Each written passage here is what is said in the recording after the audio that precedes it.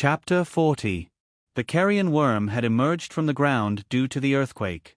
The bright sunlight on the ground made the carrion worm, who was used to living in the dark world, feel very uncomfortable. The carrion worm's mood was very bad because of the sunlight. When it saw the Fengwu girl not far from it, it immediately spat a mouthful of acid at Fengwu. The acid dripped onto the ground and made a sizzling sound. The ground, which was already like the surface of the moon, became even more uneven. Fengwu nimbly dodged the carrion worm's acid attack. When the carrion worm saw that its attack had missed, it continued to spit acid saliva at Fengwu. As Fengwu dodged, she used windward willow leaf steps and approached the carrion worm in a flash. She used a sword move, and the small sword's blade cut into the carrion worm's body, making close contact with the carrion worm's hard shell. This contact caused sparks to fly between Fengwu's sword and the carrion worm's body. It was a misunderstanding, but there really were sparks. Although Fengwu's small sword had pierced the carrion worm's vital point, the carrion worm's shell was too hard. The small sword in Fengwu's hand was not a powerful weapon. It was just convenient to use, so Fengwu always carried it with her. The small sword could not pierce through the carrion worm's hard shell. Fengwu's attack did not cause any substantial damage to the carrion worm other than slowing down its movements. Fengwu frowned. She could not beat it. Just as Fengwu was thinking about whether she should escape, a huge pressure appeared in the sky. This pressure directly pressed the carrion worm to the ground, and cracks appeared on its body. Following the pressure was an ancient silver sword. The sword was silver in color and emitted a silver-white light. It gave people a feeling that it came from ancient times. Just one look was enough to make people feel that it was extraordinary. When Fengwu saw the ancient sword appear, her beautiful black eyes instantly lit up, and a trace of excitement appeared in her originally dazed and adorable eyes. Xiaochun. When the ancient sword heard the call, it flew towards Fengwu spiritedly. It looked at the girl in front of it and seemed to be confused. It was clearly Master Zora, but why did it look different?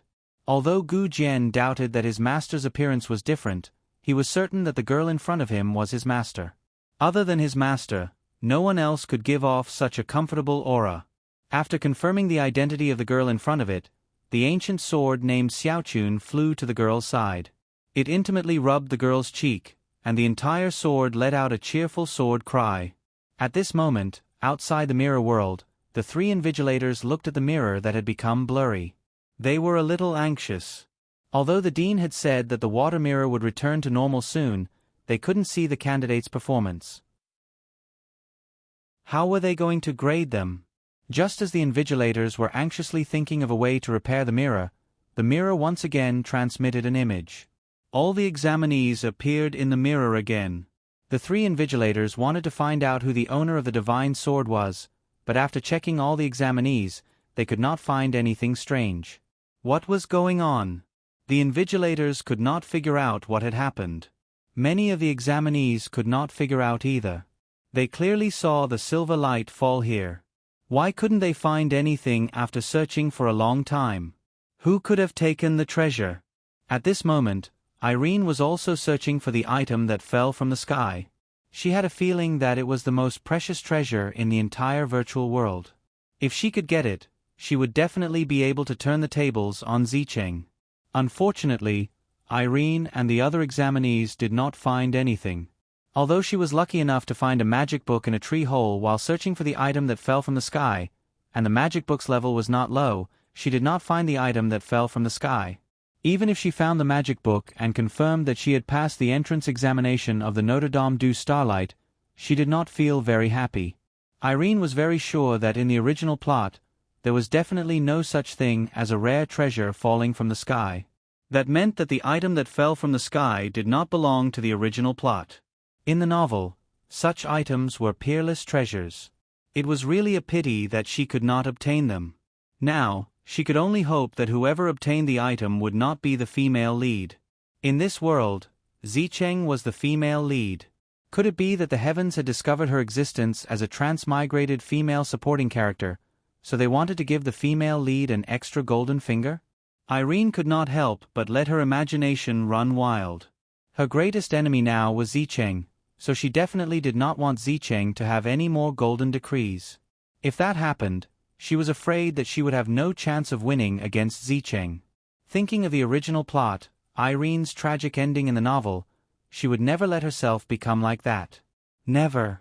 At the same time, Zicheng and Eve were also disappointed because they did not find the mysterious item that fell from the sky. Zicheng had already found her own opportunity in the hands of the beggars. Moreover, the item she found was very powerful. Zicheng had already carefully memorized all the contents of the book. She did not know if the teachers would ask her to hand over the item she found. If they really asked her to hand it over, Zicheng absolutely would not be willing. A holy level magic book, that was not something that could be easily obtained. Therefore, when she found the magic book according to the treasure map, Zicheng had already memorized the only magic recorded in the book, which was the holy level magic, 9 dragons burn the heavens.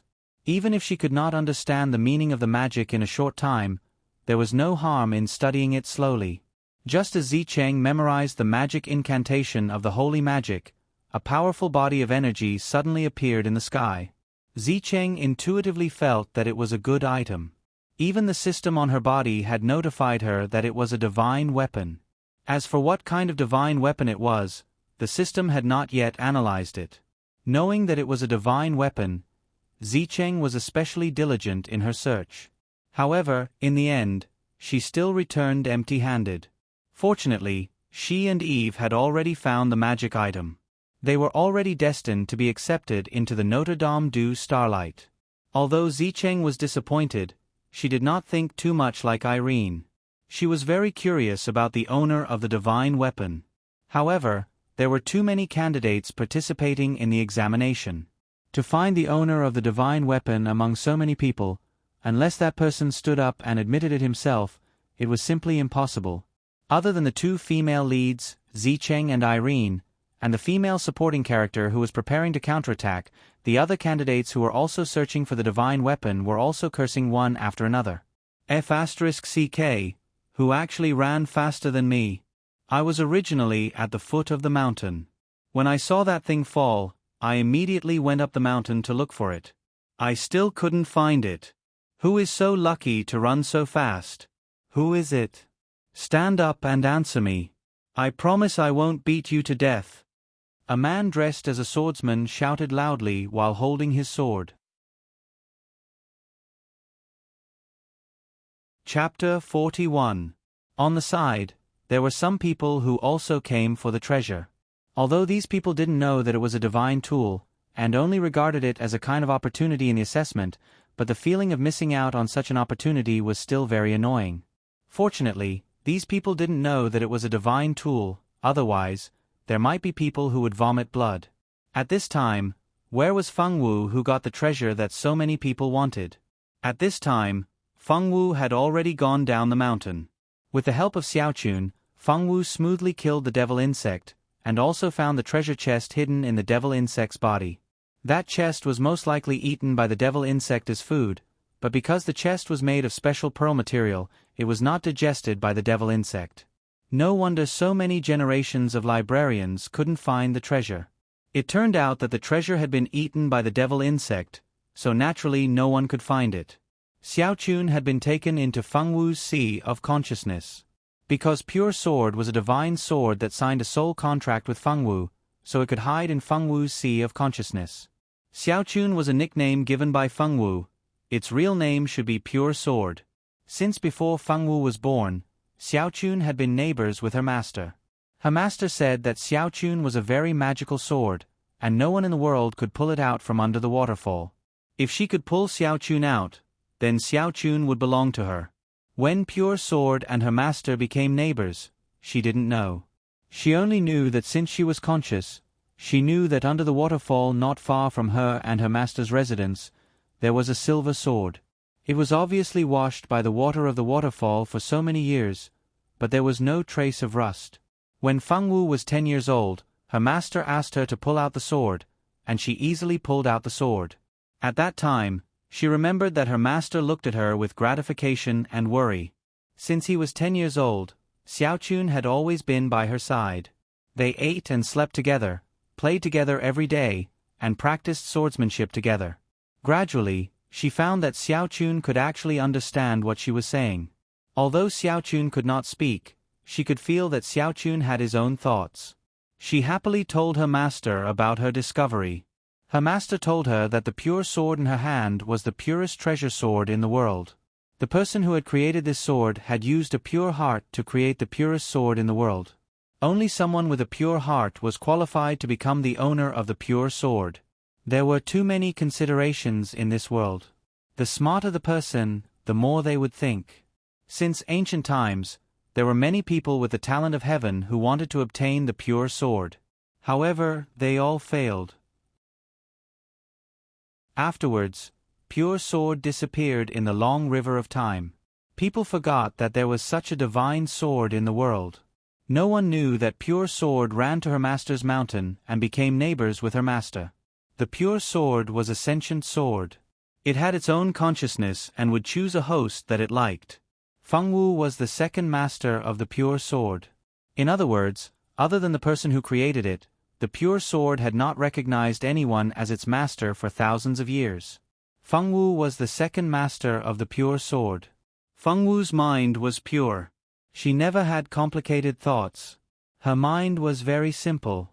Therefore, she was the most suitable host for the pure sword.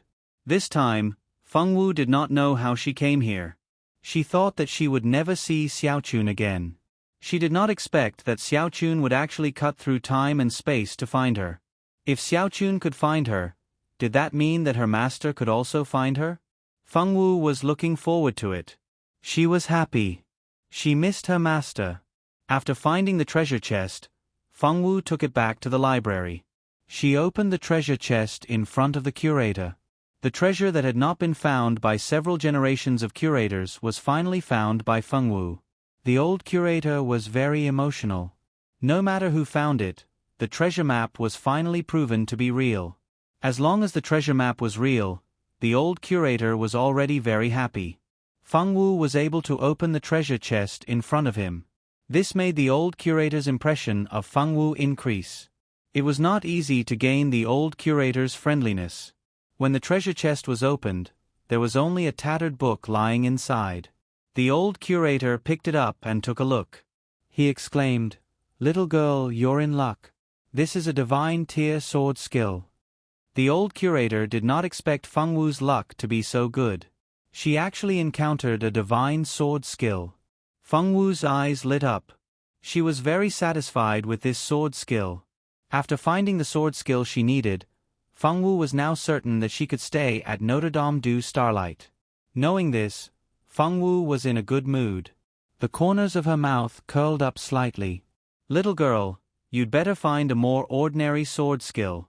Although there are some divine sword skills in the outside world, they are still very rare. If you really hand this sword skill in, I'm afraid that you'll never have peace in the future." The old curator liked Fengwu very much. Therefore, he did not want to see such a good child fall because of her treasures. "Why?" Fengwu blinked her eyes, indicating that she did not understand. "Little girl, think about it. Once you go out, the outside world will definitely ask you to hand in the sword skill. Although the people at Notre Dame du Starlight will not do anything to you, once you've obtained the divine sword skill, you'll definitely be asked to hand it in. But once the news of you obtaining a God-tier sword skill spreads, believe me, all the experts will target you just to get a God-tier sword skill from you. Those people will do anything to get a God-tier sword skill. They won't even hesitate to use your family members to threaten you." When the old curator said this, the light in his eyes seemed to dim. However, Fengwu did not notice it. If Zicheng or Irene heard the old curator's words, they would definitely be suspicious. To them, the old curator was just an NPC in the game. It was impossible for him to know about the outside world. From the old curator's words, it was obvious that he was very knowledgeable about the outside world and had some special experiences. Unfortunately, Fengwu did not come from the modern world. This girl lived in a place similar to ancient Earth. Back then, people did not have any entertainment, let alone know about NPCs in online games. Fengwu did not notice the difference in the old curator. She was thinking about the old curator's words. She thought about how the bad guys would kidnap Bao Bao and Tenk in order to snatch the sword skill. Feng Wu frowned. She decided to listen to the old curator and not hand in the sword skill. I'll listen to the curator. The old curator, who originally wanted to persuade her, paused when he heard Feng Wu's firm voice. He stroked his beard in satisfaction. What an honest child. Little girl, if you want to pass the entrance exam, you have to find a weapon or sword art that suits your attributes, right? Actually, I'm afraid that most of the sword arts have already been found. As for weapons, there are still some. You should go stroll around the streets and help some people who need help. It will be good for you. Chapter 42. The old curator's voice was exceptionally kind. Due to the Mirage Law, he couldn't reveal too much to others. However, he could still give some hints. Feng Wu nodded obediently and put away the sword art. Then, she bid farewell to the curator and went out shopping. By now, more than half the time limit had passed. Those who were lucky had already found what they needed. Those who were unlucky didn't find anything, but they didn't give up completely. They wandered around the city, unwilling to let go of any opportunity to find a clue to the treasure. There were a lot of NPCs in the neutral city, but not all of them had quests on them. Most of the NPCs who had quests had already sent them out. Those who wandered around the city for several days left after confirming that they couldn't find any clues in the city. The clues in the city had already been found. If they wanted to enter the Notre Dame du Starlight, they could only think of other ways to find a way. So, when Feng Wu wandered around the streets, she encountered candidates who had already found the items they needed. The word "relaxed" was written all over their faces. It was obvious that they had already passed the examination. Feng Wu didn't know many candidates. She only knew a few of them when she teamed up with Feng Wu. She didn't know the others. However, the difference between the natives and the candidates was very obvious. So, Feng Wu knew that they were here to participate in the final examination. In the entire neutral city, aside from Feng Wu, there were many candidates who had already completed the examination. Feng Wu wasn't in a hurry. She bought a few big meat buns from Steamed Bun Li and ate them as she walked. Since she didn't know where the weapon the curator mentioned was, Feng Wu could only wander around aimlessly. Steamed Bun Li's steamed buns were as delicious as ever. After Feng Wu finished a big meat bun, she happily took out a second one and continued eating. At this time, not far ahead, there was a burst of exclamations. It turned out that a horse had been startled and was running amok in the city. A pregnant woman was accidentally pushed by someone in front of her and was pushed to the crazy horse. At this time, it was too late to save the pregnant woman. Many people could only let out earth-shattering screams. Some of the candidates saw this scene and shifted their gazes away. This was a fake world to begin with. In any case, they had already found the quest item they were looking for. The life and death of these fake characters had nothing to do with them. Moreover, when they were doing their missions, they had suffered a lot from these natives in order to find clues. They had been asked to deliver letters, cook and clean the house. Who were they? These fictional characters dared to ask them to do work. Thinking back to how they suffered at the hands of the natives in order to find clues, many candidates who had already passed the exam felt a slight joy in their hearts when they saw the pregnant woman was about to be hit. Feng Wu didn't have such complicated thoughts like the other candidates. When she saw the pregnant woman was about to be hit, she used wind willow leaf steps to teleport away. She finally dared to push the pregnant woman into the crowd before the carriage hit her. She stood in front of the horse and hugged the horse's neck with both hands. Strangely, the horse gradually calmed down and used its tongue to lick Feng Wu's small hands. When the pregnant woman was pushed to the crowd by Feng Wu, she was already caught by a group of kind-hearted people. Now that they saw Feng Wu stop the horse, thunderous applause sounded on the street. "Little girl, you're really good. Little girl, you're amazing. This old woman wasn't as amazing as you when I was young." The one who spoke was a white-haired old woman. The old woman looked very old with wrinkles all over her face. "Little girl, thank you so much. Thank you for saving my wife. Thank you, little girl." This time, The one who came forward to thank her was a young man. The pregnant woman was protected in his arms and looked like she was still in a state of shock. The man's face was full of gratitude. If it wasn't for Feng Wu's sudden appearance, he might have lost 2 of his closest relatives in a day. The man was naturally grateful to Feng Wu for saving his wife and future child. Feng Wu just blinked her big eyes and looked at the group of people who suddenly surrounded her without saying a word. The surrounding audience was still talking about Feng Wu's heroic appearance when a middle-aged man in ordinary clothes ran over and thanked Feng Wu repeatedly. It turned out that this man was the owner of the horse. Because a snake suddenly ran out of a restaurant and startled his horse, the horse lost control and ran away. Later, the owner of the restaurant also came out to apologize. He also compensated the pregnant woman and the horse owner for the goods that were kicked by the horse. The restaurant owner was a good person and didn't shirk responsibility. He even invited Feng Wu to his restaurant and invited her to eat. According to the owner, if it wasn't for Feng Wu's sudden appearance, he was afraid that he would be responsible for someone's death. Therefore, it was necessary to treat Feng Wu to a meal. The young man turned out to be the blacksmith's son. After the old blacksmith knew that his daughter-in-law and future grandson were almost lost, he was so excited that he repeatedly thanked Feng Wu. He even gave his family's heirloom sword to Feng Wu as a thank you gift. This sword was a mission item. Feng Wu girl blinked her big eyes as she ate the large table of food prepared by the restaurant owner. She then realized that she had found a replacement mission item. The other examinees who were watching from the side all widened their eyes in disbelief. This guy actually got a mission item so easily. It was too easy, wasn't it? He just saved a person, and a mission item was delivered directly to his doorstep. Why didn't they have such good luck? Although they sighed at Feng Wu's good luck, because they had already completed the mission in advance, they didn't have any other thoughts. At this moment, Feng Wu didn't know that she had become famous among the examinees in the city. The examinees who watched from the beginning to the end spread the news of Feng Wu's good luck. Many people were sighing at the girl's good luck. There were only a few days left until the end of the assessment. Those who didn't find a mission item didn't dare to stay in the city. They had already left the neutral city to try their luck elsewhere. However, this girl didn't go anywhere and actually picked up a treasure in the city. If the examinees who left the city knew about this, they would be depressed to death. Feng Wu returned to the library under the watchful eyes of the restaurant owner and the blacksmith's family. They were surprised that Feng Wu was able to find a replacement mission item so quickly.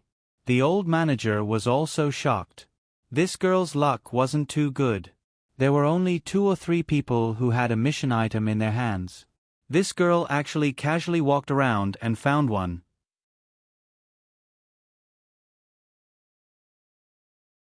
Chapter 43. The old curator didn't know what to say anymore. Because she had found the quest item, the old curator suggested that Feng Wu memorize the godly level sword incantation immediately. Because once the godly level sword incantation was taken out of this world, the person who controlled the virtual realm would know immediately. Therefore, Feng Wu could only memorize the god-level sword art in the next few days. Feng Wu's memory was very good. Although the god-level sword art wasn't something that the current Feng Wu could learn, she still had the genuine godly sword Xiaochun by her side. As a godly sword, it really wasn't difficult for Xiaochun to memorize such a god-level sword art. Although Feng Wu's memory was very good, the god-level sword art wasn't easy to deal with. The words in it were difficult to understand. If it wasn't for Xiaochun by her side, it really wouldn't be possible for Feng Wu to memorize this god-level sword art in the next few days by herself. Even the old curator only hoped that Feng Wu could memorize the first part of the sword art. When she came to the mirage in the future, she could slowly memorize the rest. The old curator never thought that Feng Wu would have a godly weapon like Xiaochun by her side, so Feng Wu didn't just memorize a small part of the first part like he thought. After Feng Wu had Little Silver memorize it, she handed the god-level sword art to the old curator. Just as the old curator said, she couldn't take this sword art out of this space, so she might as well give it to the old curator who had always taken care of her.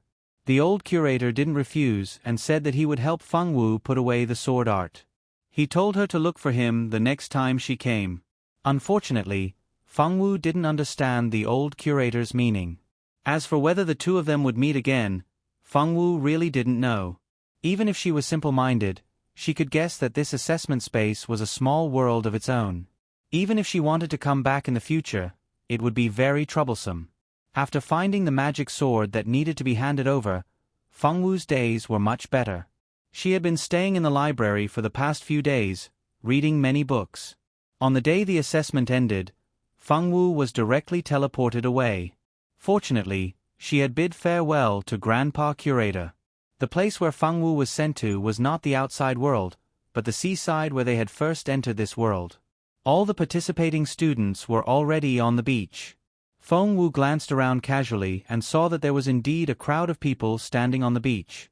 Some of them were so excited that they kept chatting with other people who were also excited, while others were crying in despair and depression. Unknowingly, the examinees who had obviously obtained the qualifications to enter the academy and those who were destined to fail had already been separated into two groups. One group stood on one side and did not talk to each other. Fengwu didn't choose a side. She stood at the spot where she had first appeared, and the magic sword that she was going to hand over was placed in her portal bag. Not long after, the three invigilators appeared as expected.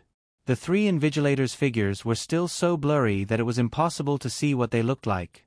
However, from their figures, it was obvious that they were handsome men and beautiful women. The three invigilators, James, Elrog, and Rosalina, looked at the group of examinees below with gratified expressions. This assessment for the Notre Dame du Starlight has ended. Examinees who didn't gain anything will be directly teleported out. I hope that after you leave, you can practice your magic and sword skills diligently. Even if you can't enter the academy, don't give up on yourself because of one failure. Rosalina said gently and encouragingly. Hearing Rosalina's words of encouragement, many of the dejected examinees nodded and replied softly, yes, even though they were still sad that they had lost their only chance to enter the Notre Dame du Starlight. After teleporting the group of disappointed students out, Rosalina quietly looked at the excited faces below. Congratulations on successfully passing the Notre Dame du Starlight's assessment. In the future, you will be studying all kinds of magic and martial arts in the Sacred Institute for a long time. Students who can enter the Notre Dame du Starlight are all outstanding talents or lucky ones. I hope that you won't become arrogant after entering the academy. The Notre Dame du Starlight has never lacked heavenly treasures. If you start to feel relaxed after entering the Notre Dame du Starlight, then you will gradually be unable to keep up with everyone else's progress and will be eliminated by the academy in the end. I forgot to tell you that entering the Notre Dame du Starlight doesn't mean that you will always be a student of the Sacred Institute. The academy will have 2 assessments every year. If you fail one of the 2 assessments, you will have a chance to make up for it. If you fail both times, you will repeat a year. If you repeat 2 years in a row, then you will be expelled by the academy. The Notre Dame du Starlight has a record of expelling students. If you don't want to be the one to be expelled, then work hard. The numerous examinees who had been extremely excited a moment ago, upon hearing that even if they entered the Sacred Academy, they could still be persuaded to withdraw, although they were still excited in their hearts, their feverish heads had calmed down. All of them straightened their expressions, no longer beaming with joy. Seeing the reactions of the freshmen, the 3 teachers nodded secretly. Then, a large screen suddenly fell from the sky next to Rosalina and the other 2 teachers. The screen was still black and there was nothing on it. The freshmen were all curious. They didn't understand why the 3 teachers had made this thing. You should know that your score in this assessment is judged by the level of the items you have obtained. This is the score list. See the platform below the score list? Put the items you have found on the platform one by one. Then, put the hand you have stamped on the other side of the platform. This way, the score list will know your information and automatically send your score to the academy. Hearing that they could actually use this kind of test to grade, all of the freshmen were extremely surprised. Very quickly, the first girl handed over the low-level magic book she had found onto the platform, and then placed her hand on the other side of the platform. Soon, a line of clear words began to appear on the originally black screen. Name, XXXX, Strength, XXX, Item obtained, Low-level magic book, overall score, 70. The girl standing in front of the screen was a little disappointed when she saw that her score was only 70 points. The magic book she had handed in disappeared from the platform after a flash of light. Everything in this world was not real. Of course, it was impossible to bring it to the outside world. In this world, powerful magic swords could only be used in this virtual space. Magic battle skills and the like could naturally be memorized and taken away. When you first entered this world, it was said that you could take away whatever you found. This was not wrong. The Academy allowed you to take away the things inside, but whether you could take them out depended on your own ability.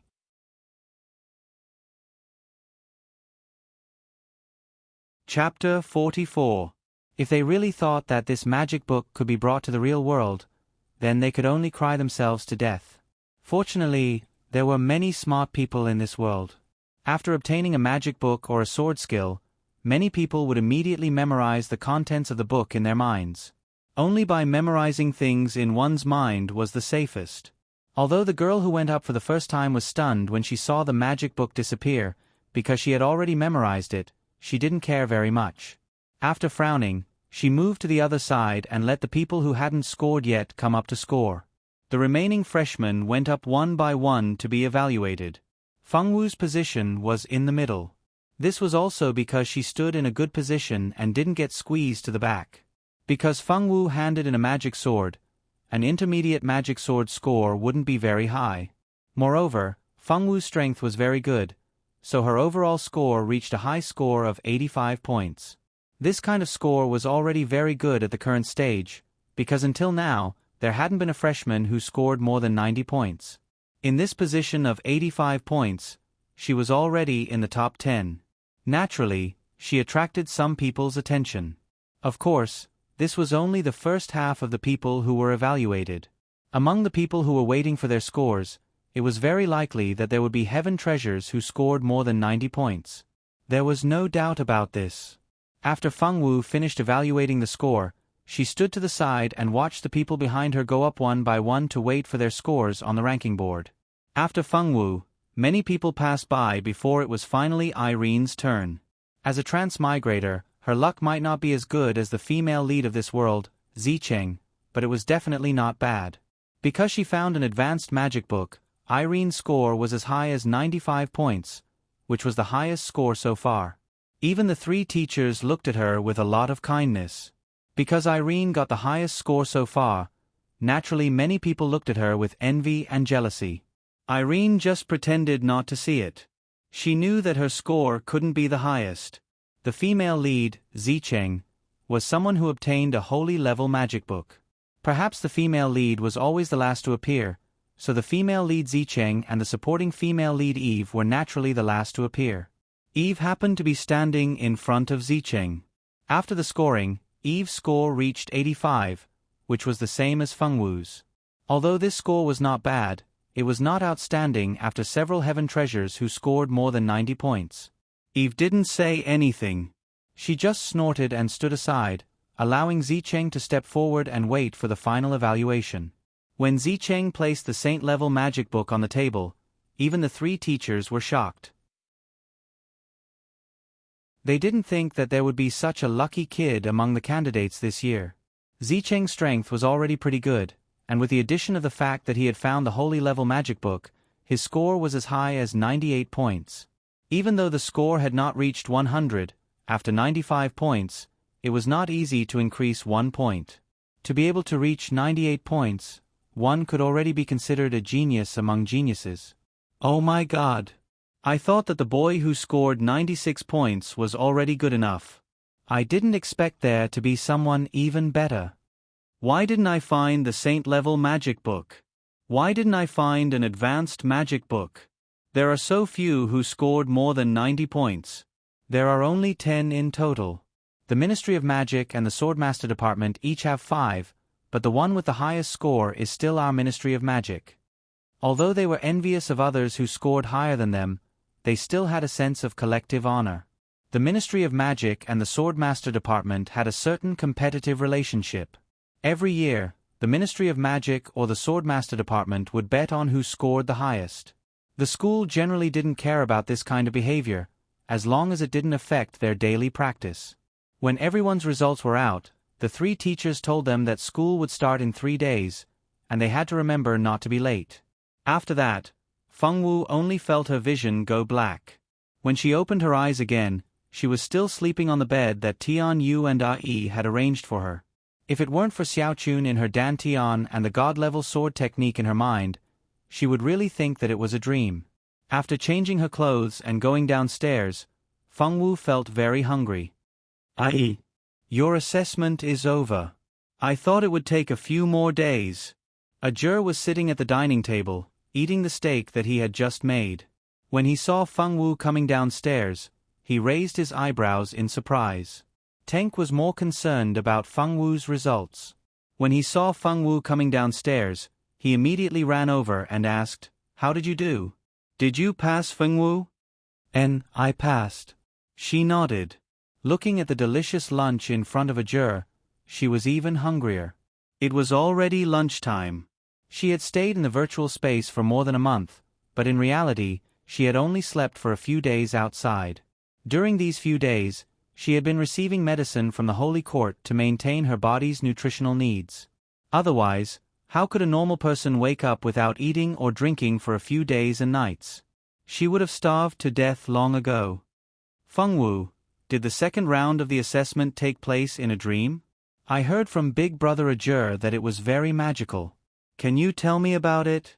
Tank excitedly carried Feng Wu's baby, Feng Wu, and sat down beside Feng Wu. At this time, Feng Ye also saw his little mother that he hadn't seen for a few days. He babbled and asked for a hug. Feng Ye wasn't happy that he hadn't seen his little mother for a few days. Feng Wu carried Feng Ye over and kissed his tender little face. His white hair made him look like an old man, but he looked very cute on Feng Ye. Save it.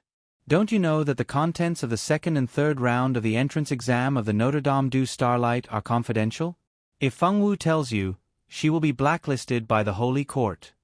Ajur picked up a glass of milk and took a big gulp. Tank's excited little face fell. Although he was really curious about the entrance exam of the Notre Dame du Starlight, he couldn't harm his good friend. Although Feng Wu was a little stupid, she was a good person. What a pity. He sighed in disappointment and didn't continue to pester him. Auntie knows that you will wake up today. She said that she will prepare a big meal for you. There will be good food to eat tonight. Tank's eyes lit up when he thought of the delicious food. Feng Wu was the same. She had been eating buns in the virtual world for a month. No matter how delicious the buns were, Feng Wu still wanted to change her taste. If it wasn't for the fact that she didn't have enough money to spend in that space, Feng Wu wouldn't have to buy buns every day. Xiao Wu, we will be in the same school in the future. You will also live on campus, right? It's best to buy some daily necessities in the next few days. Although the villa provided by the school is good, you still need to buy daily necessities.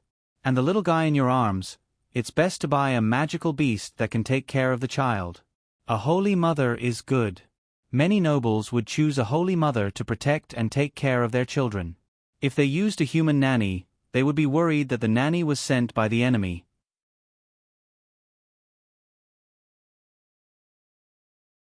Chapter 45. The Holy Mother Beast is famous for being fond of children. Although it is only a Tier 5 magical beast, its defense is amazing. It is the best magical beast for children. Ajur knew that Feng Wu's brain couldn't think too much, so he did everything he could to help her. Although Tian Yu's family was not bad, there were some things that he shouldn't trouble them too much. Even if he told Feng Wu these things, she wouldn't understand. It was better to just tell her what to do and save time. Ajur knew Feng Wu very well. Feng Wu wasn't a girl who understood the ways of the world. Before she crossed over to this world, no one taught her these things on Mount Yuehua. Her master was also a pure and simple person. Naturally, it was impossible for her to teach her these things. This also caused Feng Wu's personality to be not very good at socializing. Ajur thought that since he was Feng Wu's friend, he should help her. With his personality, he immediately took action. He pulled Feng Wu, who had just finished eating, out of the door. Today was the end of the Notre Dame du Starlight's entrance examination. Recently, Many parents brought their children to the Notre Dame du Starlight to take the entrance examination. Naturally, there was a lot of traffic in the city. Ajur had been walking around the central city for the past few days. He had already familiarized himself with the nearby shops. He walked through the noisy streets. He directly brought Fengwu to a shop that specialized in magical beasts. This shop was very old. It was said that it had a complete variety of magical beasts. They even sold dragon eggs. However, dragons were something that ordinary people couldn't afford to buy, even if they could afford to buy them. Therefore, although the shop had dragon eggs, they were at most for decorative purposes. No one would buy them. "Dear customers, please come in. I am the owner of this shop. May I know who is looking for a magical beast and what type? I can recommend it to you." A man who looked to be in his 30s walked over with a professional smile. "She's the one who wants to buy it. Pick a Holy Mother beast for her to take care of her child." Ajur pointed at Fengwu and said carelessly, "So that's how it is. Our store happens to have a batch of newly hatched Holy Mother beasts. Although they are still in their infancy stage, they grow very quickly. It is very beneficial for the children to grow up together with these young Holy Mother beasts," the owner said with a smile. "Take us there." Ajur didn't say that he would buy it immediately. He winked at the shop owner and asked him to show them the magic beasts first. Although the Holy Mother beast was the best babysitting beast, the Holy Mother beast wasn't willing to take care of just any child. It also depended on the fate of the two parties. He asked the shop owner to take them to see the Holy Mother beast. In fact, he wanted to see if he could find a Holy Mother beast that could get along well with Feng Yi. Fengwu and Tank naturally followed the shop owner and Ajur to see the Holy Mother beast that Ajur was talking about. The shop owner took Fengwu and the others to a room.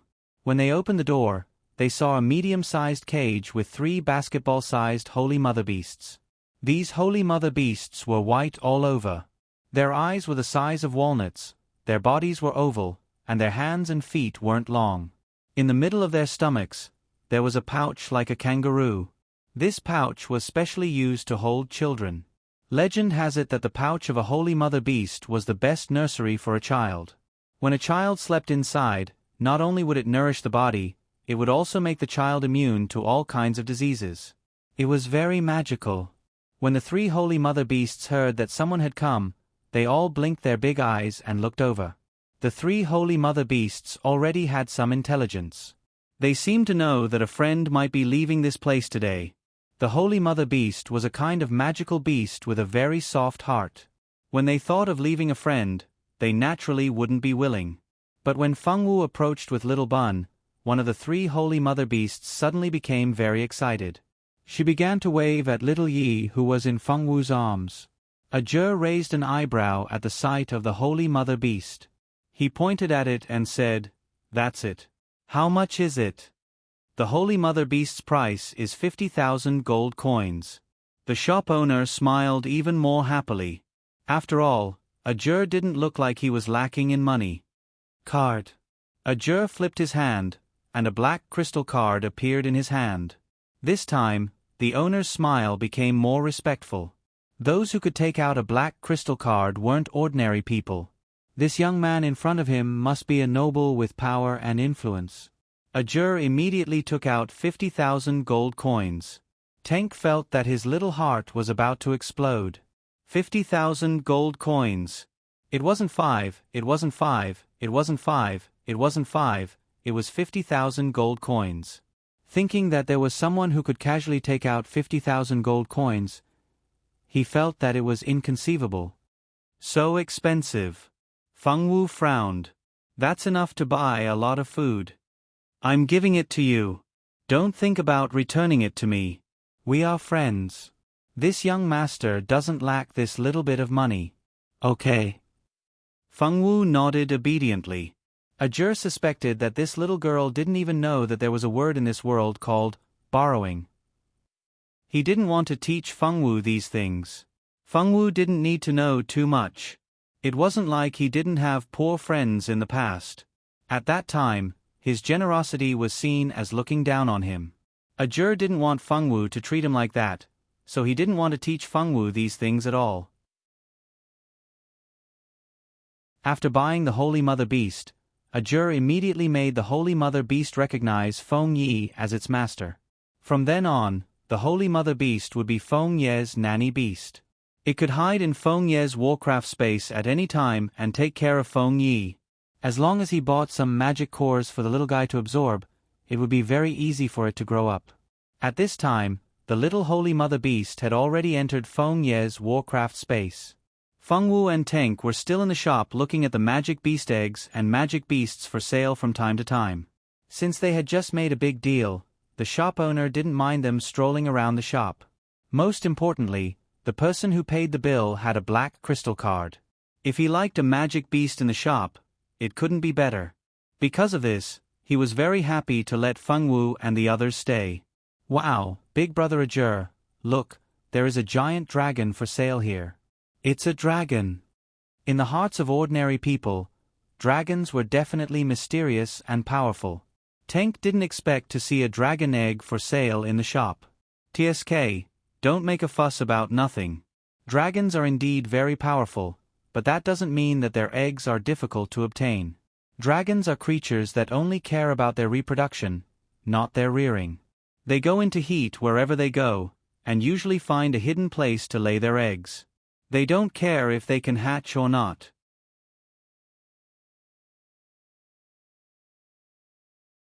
Chapter 46. Due to the Dragon Clan's practice of not caring about raising the eggs, most of the dragon eggs would eventually become dead eggs. As for humans, if they found unhatched dragon eggs, they would also bring them back to the human world to sell. However, these dragon eggs were not easy to hatch. Many people who buy dragon eggs end up going bankrupt and never see the dragon hatch. Even if it hatches, ordinary people can't afford to raise it. A dragon's appetite is amazing. It's not easy to raise a dragon. Only those rich but ignorant fellows would want to buy some dragon eggs to hatch. Brother Ajur, is it really okay for you to say this in someone's shop? While Tank was disappointed in Long Fong, he also noticed that the shop owner was about to lose his smile. The three of them finally left the magical beast shop under the shop owner's uncontrollable smile. It was not easy for the shop owner to do business. The dragon egg was originally placed there to deceive rich fools. Their behavior of exposing the truth of the dragon egg was naturally not welcomed by the shop owner. After leaving the magical beast shop, Ajur took Fengwu to buy some new daily necessities. He also bought some new clothes for Fengwu, Tank, and Little Bun. Ajur did not know what was going on, but he had a strong desire to spend money today. After buying everything they needed, Fengwu and the others returned to Tian Yu's house. At night, Tian Yu prepared a big meal to celebrate Fengwu's passing of the Notre Dame du Starlight entrance exam. 3 days passed in a flash. Soon, it was the day of admission. He put Little Bun into the space ring and took him to go through the admission procedures. Because the Notre Dame du Starlight would arrange a dormitory for every student, regardless of whether you lived there or not, there were many people living in the school. Only some children whose families were in the central city did not live in the school. Freshman of the Mage Department, report here. Swordsman Department, this way. Pharmacists Department, look here. Don't go the wrong way. Music Department, report here. Alchemy Department, come over here and report in quickly. Inside the campus, many senior students were holding up signs and shouting. The front gate of Notre Dame du Starlight was as lively as a market.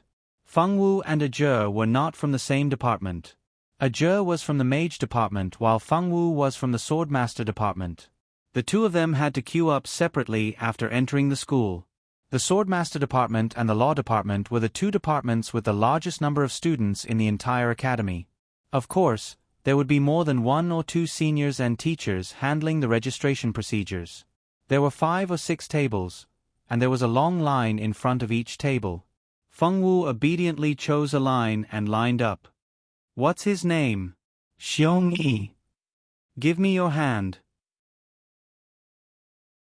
A fat hand was placed on a crystal board, following which, the crystal board displayed the words identity confirmed. Below it was Xiong Wan's results, class and dormitory. Very quickly, one person finished the registration procedures, and then the next.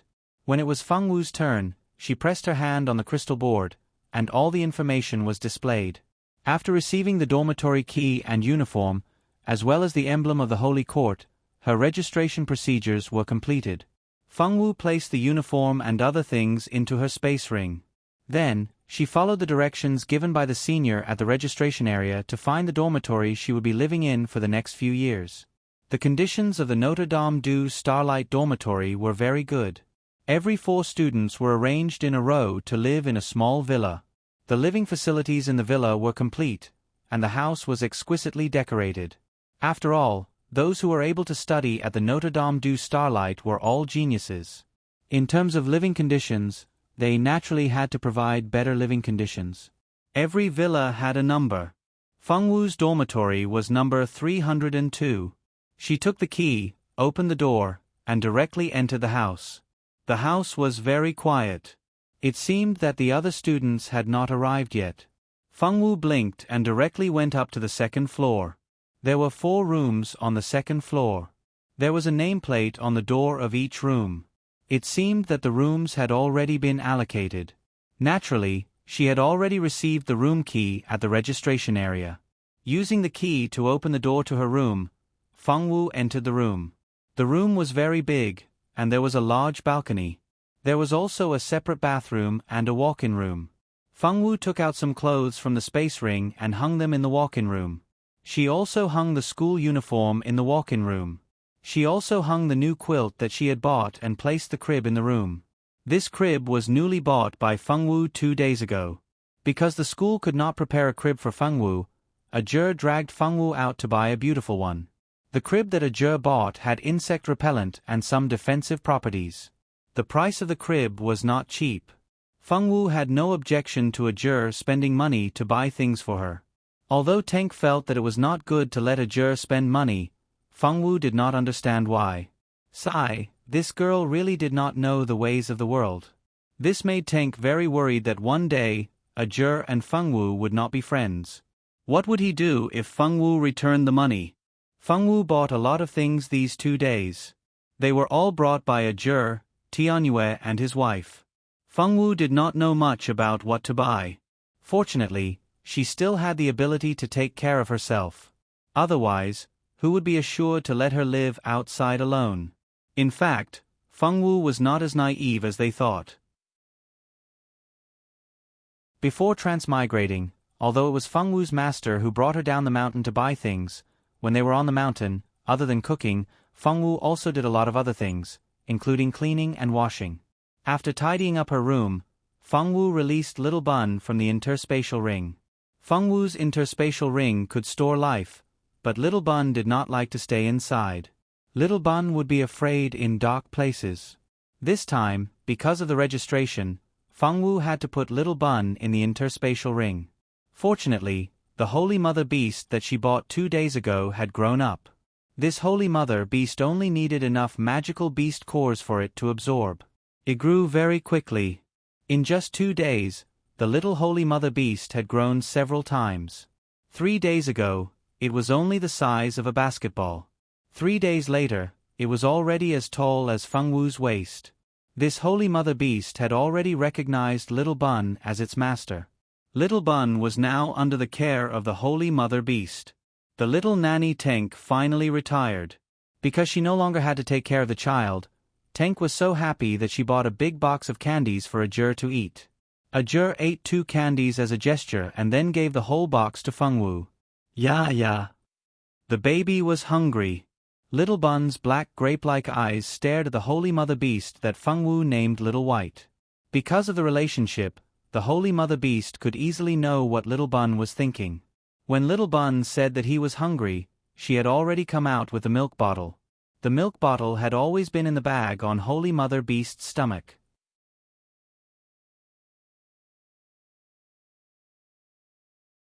Chapter 47.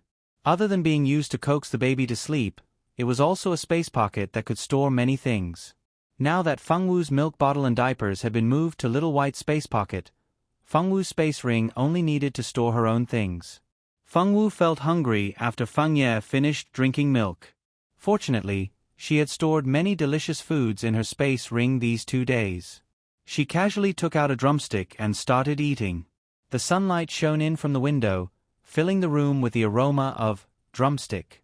Feng Wu leisurely ate the drumstick in the room while Little White was feeding Feng Ye. The atmosphere in the room was warm and peaceful.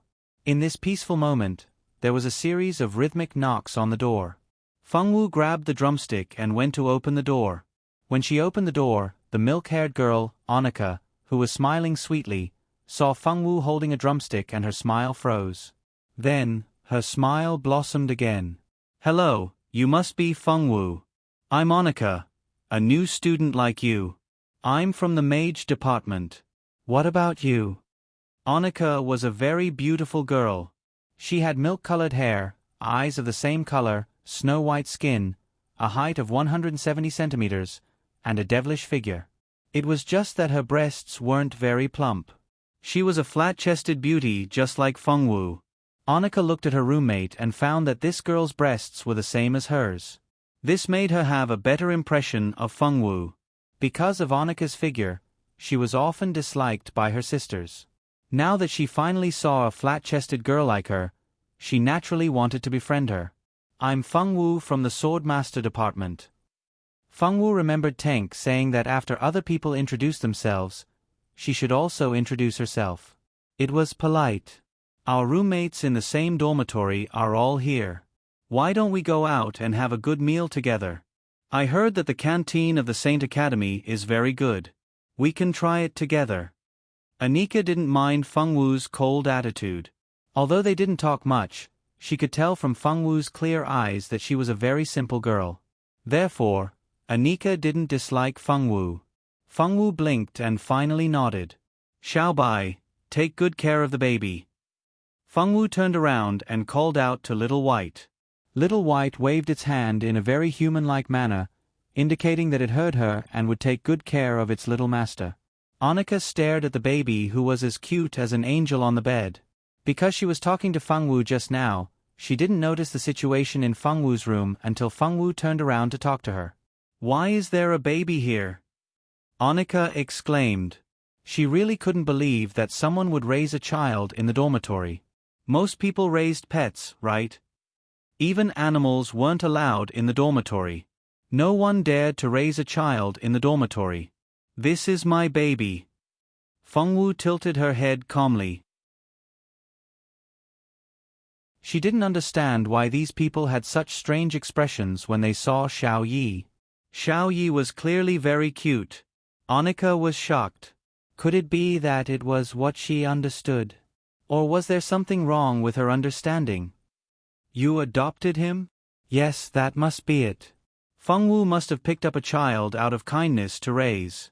But reality told her that she was thinking too much. "My baby." Feng Wu bit her lip and said seriously, "Why are all these people saying that Xiao Yi isn't my baby?" "He is." "So she gave birth to him?" Annika felt that she was dreaming. This little girl who looked even younger than her had already given birth to a child and was a mother. Only after Feng Wu left the room and closed the door behind her did the dumbfounded Annika snap out of her daze. Annika was curious as to why Feng Wu had a child at such a young age. Who was the father of the child? She had a lot of questions, but she wasn't familiar with Feng Wu, so it wasn't appropriate for her to ask too many questions. She could only wait until they were more familiar with each other to understand more. Feng Wu came to the living room on the first floor. There were 2 women sitting on the spacious and comfortable sofa. Both of them were great beauties with hot figures. One of them was wearing a swordswoman's outfit and had her hair tied up in a ponytail. The other had a head of mesmerizing aqua-blue hair and looked gentle and charming. "Feng Wu, we're really fated to be assigned to the same dormitory." Silda didn't expect to see Feng Wu again. Although they had walked out of the small forest and entered the neutral city together in the virtual world, they hadn't met again. However, Feng Wu's personality left a deep impression on Silda. Although Silda and Feng Wu weren't close friends, they were much closer than the other 2. Therefore, Silda was quite happy to see Feng Wu.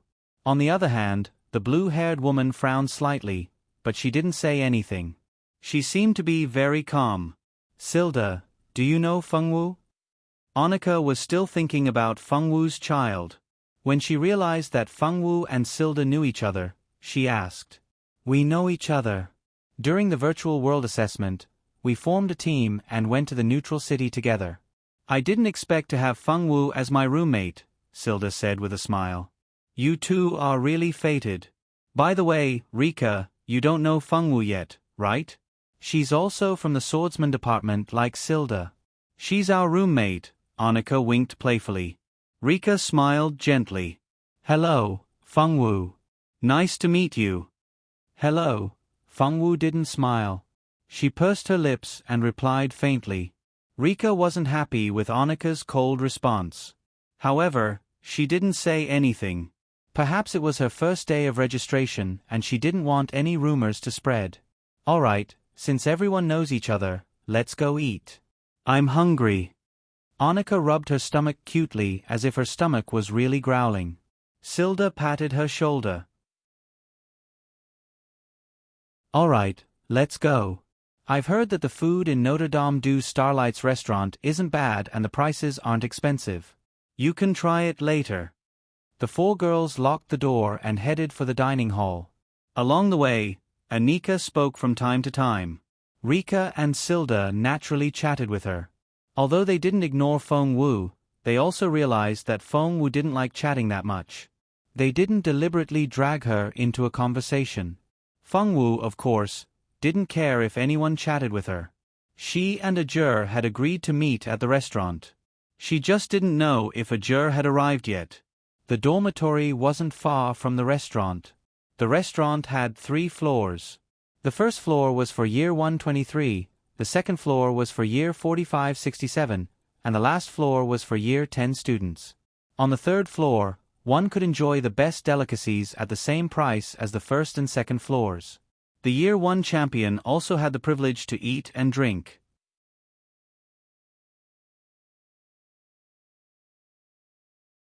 Chapter 48. After paying, Fengwu and Zilda lined up to receive their meals. The meals in the cafeteria were also divided into 3 levels: A, B, C, and C. Meal A was naturally the best. There were meat, vegetables, soup, and fruits, and it was very sumptuous. However, 1 serving of meal A cost 2 silver coins. Although it was already very cheap for well-off families, it was too expensive for commoners to eat meal A at 2 silver coins. Meal B cost 1 silver coin. The amount and quality of the meat in meal B couldn't be compared to meal A. Although the quality was lower, there was still a lot to eat. There was also the most popular meal C, which cost 20 copper coins per serving. Compared to meal A and meal B, it was very cheap. Those who ordered meal C were those from poor families. Notre Dame du Starlight had always paid attention to the quality of its students. For those from poor families, they could receive a living allowance of 2 gold coins per month. Of course, if they didn't want to eat in the cafeteria, they could also buy their own food and cook in the dormitory. The school only provided lunch and dinner, but not breakfast. If they wanted to eat breakfast, they could buy it at the school gate. Outside of Notre Dame du Starlight, there were many restaurants and breakfast restaurants. These people opened their shops here to do business with the students. The meals on the first and second floors were refreshed every day, but the set meals were the same for everyone. Only the third floor used the buffet model. Today was the first time that Dorm 302 had a meal together. Although they were eating in the student cafeteria, everyone still needed to have a serving of meal A. Of the 4 girls in the dormitory, only Fengwu wasn't considered a noble. Originally, Fengwu was also a noble, but because of the matter of her giving birth to a child out of wedlock, she had been driven out of her family. Now, her name might not even be on the family tree. After the 4 of them lined up to receive their meals, they casually found an empty table and sat down.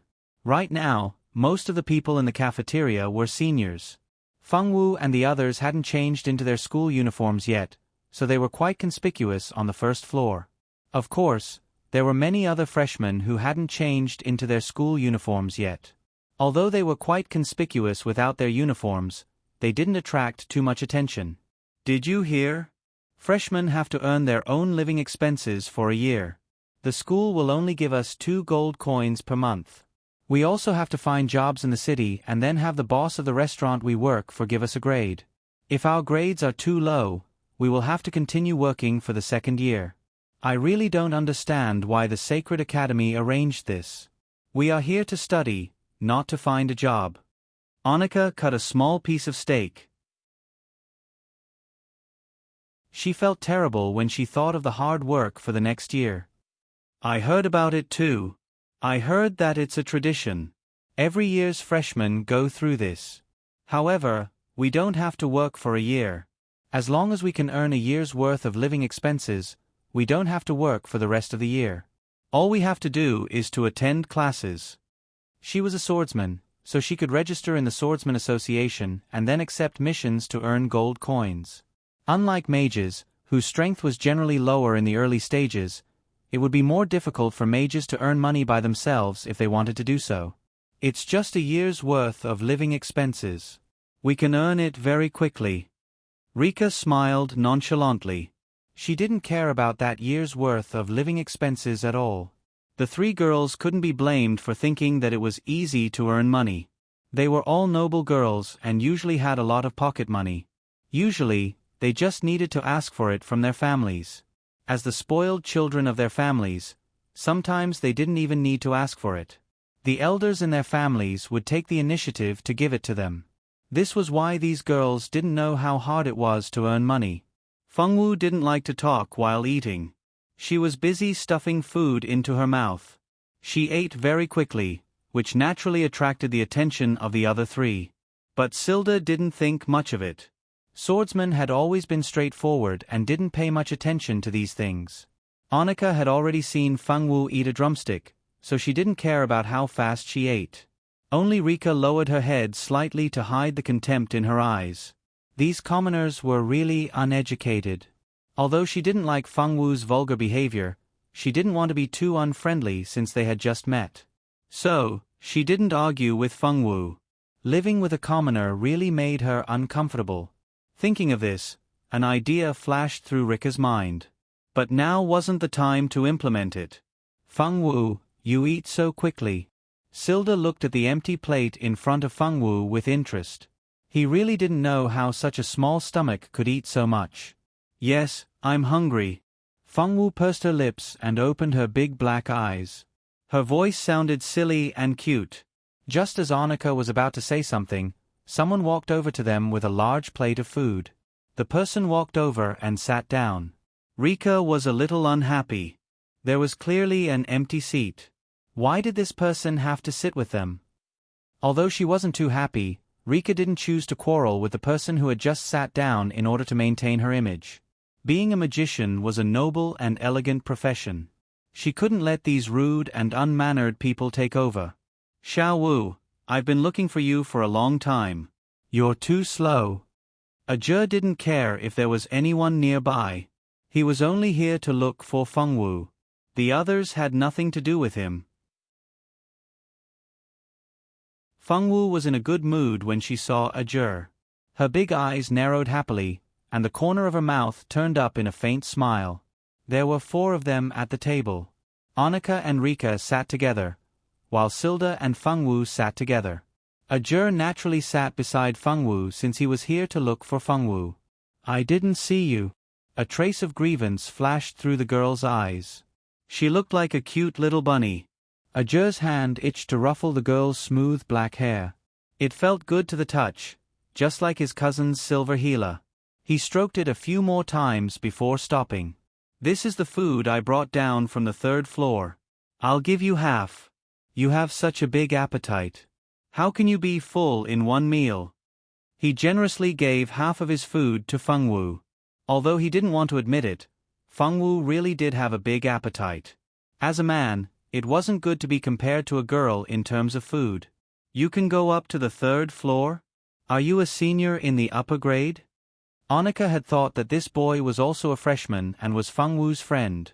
She didn't expect him to be able to go up to the 3rd floor. That meant that he couldn't be a freshman. He could only be in the top 10 of the 2nd to 7th grades. Because the top 10 of the first grade hadn't been determined yet, no first grade students would go up to the third floor to eat.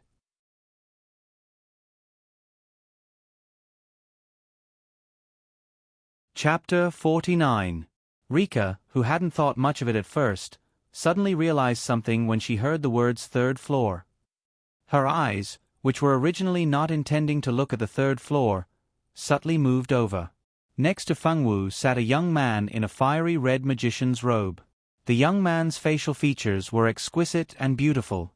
His fiery red short hair seemed to have a life of its own, and his red eyes seemed to contain a powerful life force. Anyone who looked at him would feel that he was extraordinary. Ajur didn't really want to talk to anyone other than Fengwu, but when he thought about how Fengwu would be living with these girls in the future, he decided to lower his status for once for Fengwu's sake and talk to these girls. Like you, I'm also a freshman, Ajur said with a raised eyebrow. Then how did you get up to the third floor? Even Silda was curious. I defeated the second year's first seat and proved my strength. From today onwards, I'm automatically the first year's first seat. Naturally, I can eat as much as I want on the third floor. He nonchalantly picked up a large piece of barbecued meat. The food on the third floor was indeed delicious. If it weren't for the fact that he wanted Fengwu to eat her fill, he wouldn't have bothered to fight for first seat. It was so troublesome. Wow! You're amazing! Anika and Silda cried out in surprise. Even Rika's eyes flashed with an unknown emotion. It's all right. Ajur had never known the meaning of modesty. He dared to accept anyone's praise. All right. You still don't know our names. We're Fengwu's roommates. This is Silda, this is Rika, and I'm Anika. What's your name? Anika was a talkative girl. She felt that Fengwu's friend was very interesting. I'm Ajur. Are you a magician or a swordsman? Silda asked. Of course it's the mage element. Ajur's expression changed as he thought of something. Thinking of the few guys who usually didn't get along with him, he didn't know if they were here yet. If it wasn't for the fact that he had to go to Notre Dame du Starlight to learn how to control his power, he didn't want to come here and have any interaction with those guys. You're a mage, so are Rika and I. Maybe we'll be in the same class. Annie was very happy to know such a strong person. She thought about how she would be able to tell the people next to her that she knew this New Year's teacher.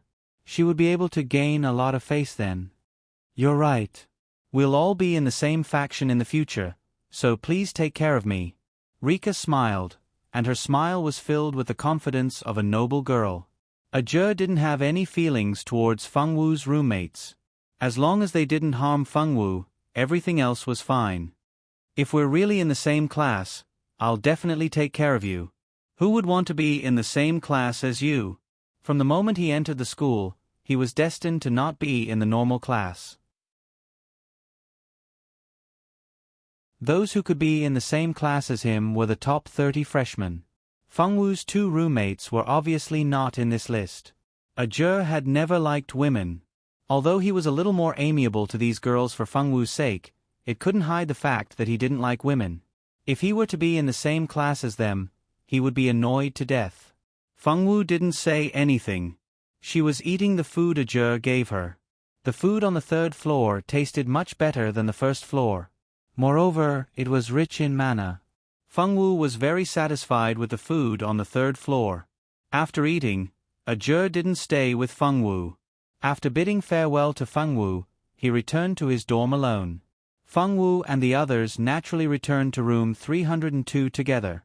After a morning of registration, there was a welcoming party in the afternoon. It was an event organized by the school to welcome the freshmen.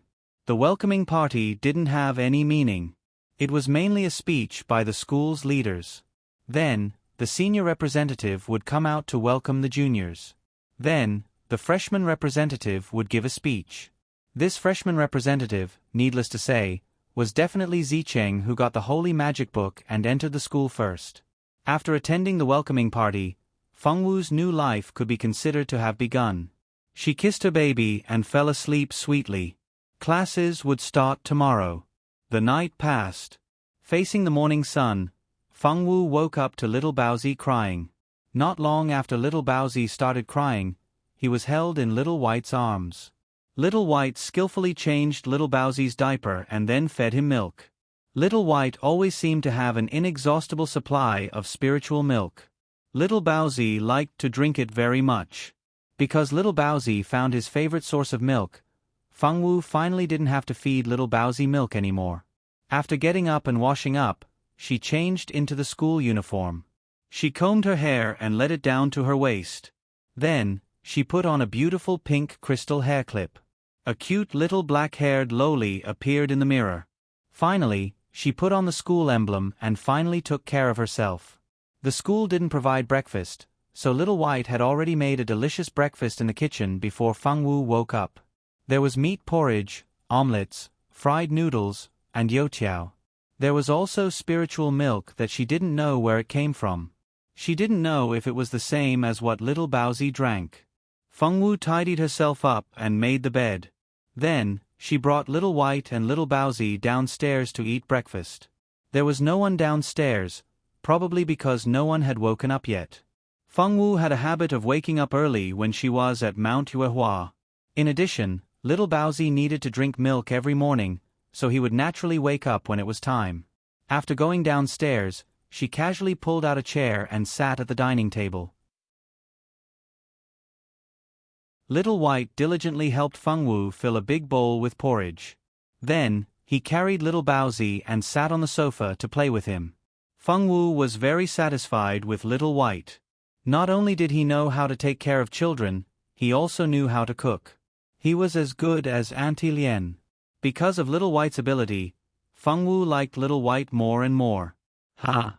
Waking up so early in the morning, I feel like I didn't sleep for long. She yawned and casually went downstairs with a long sword. She was wearing the same school uniform as Fengwu. Her hair was tied up in a ponytail and she looked like she just woke up. Wow, it smells so good. Did someone wake up to make breakfast? Anika had also just woken up, but she looked much more energetic than Silda. Her hair was tied up in a long braid and draped over her back. The last one to come out of the room was Rika. Because everyone had classes around the same time, other than Fengwu who had a habit of waking up early, everyone else woke up around the same time. Fengwu, did you make this? Rika didn't find it strange. In her eyes, commoners all had these skills. If she could make breakfast in the future, it wouldn't be unacceptable for her to stay in this dormitory. Little White made it, Fengwu said as she ate the porridge in her bowl and looked at the three people coming downstairs. Who's Little White? Anika asked curiously. She didn't remember anyone called Little White living here.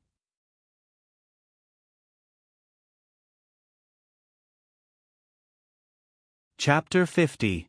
That's Little White. She pointed and Little White, who was playing with Little Bun, appeared in front of everyone. Can anyone tell me why there's a child in our dormitory? Why is there a holy mother beast here? Silda felt that he might not have woken up yet. Otherwise, why would he have such a strange dream? He actually saw a holy mother beast and a baby in the dormitory. That baby seems to be Fengwu's child. The mother beast is taking care of the child, Anika said weakly. She still couldn't believe that the child was really Fengwu's child. Fengwu, is what Anika said true? You don't have any self-respect. You even have a child at such a young age. Rika didn't like commoners to begin with. Furthermore, she found out that Fengwu had a child at such a young age, so she didn't want to maintain her image anymore. She felt uncomfortable when she thought about how she would have to live with a woman who had a child and had a messy private life in the future. Fengwu wasn't a child who was good with words. When she was attacked by Rika, she only bit her lips and didn't say anything. Rika, you don't know anything. Don't you think it's too much to talk about Fengwu like that? Silda, who had teamed up with Fengwu before, was on Fengwu's side at this moment. Humph. Rika didn't say anything else, but her expression didn't look too good. Fengwu didn't know why Rika was so angry. She didn't understand what Rika was angry about. Fengwu wasn't the kind of person who wanted to understand things that she didn't understand.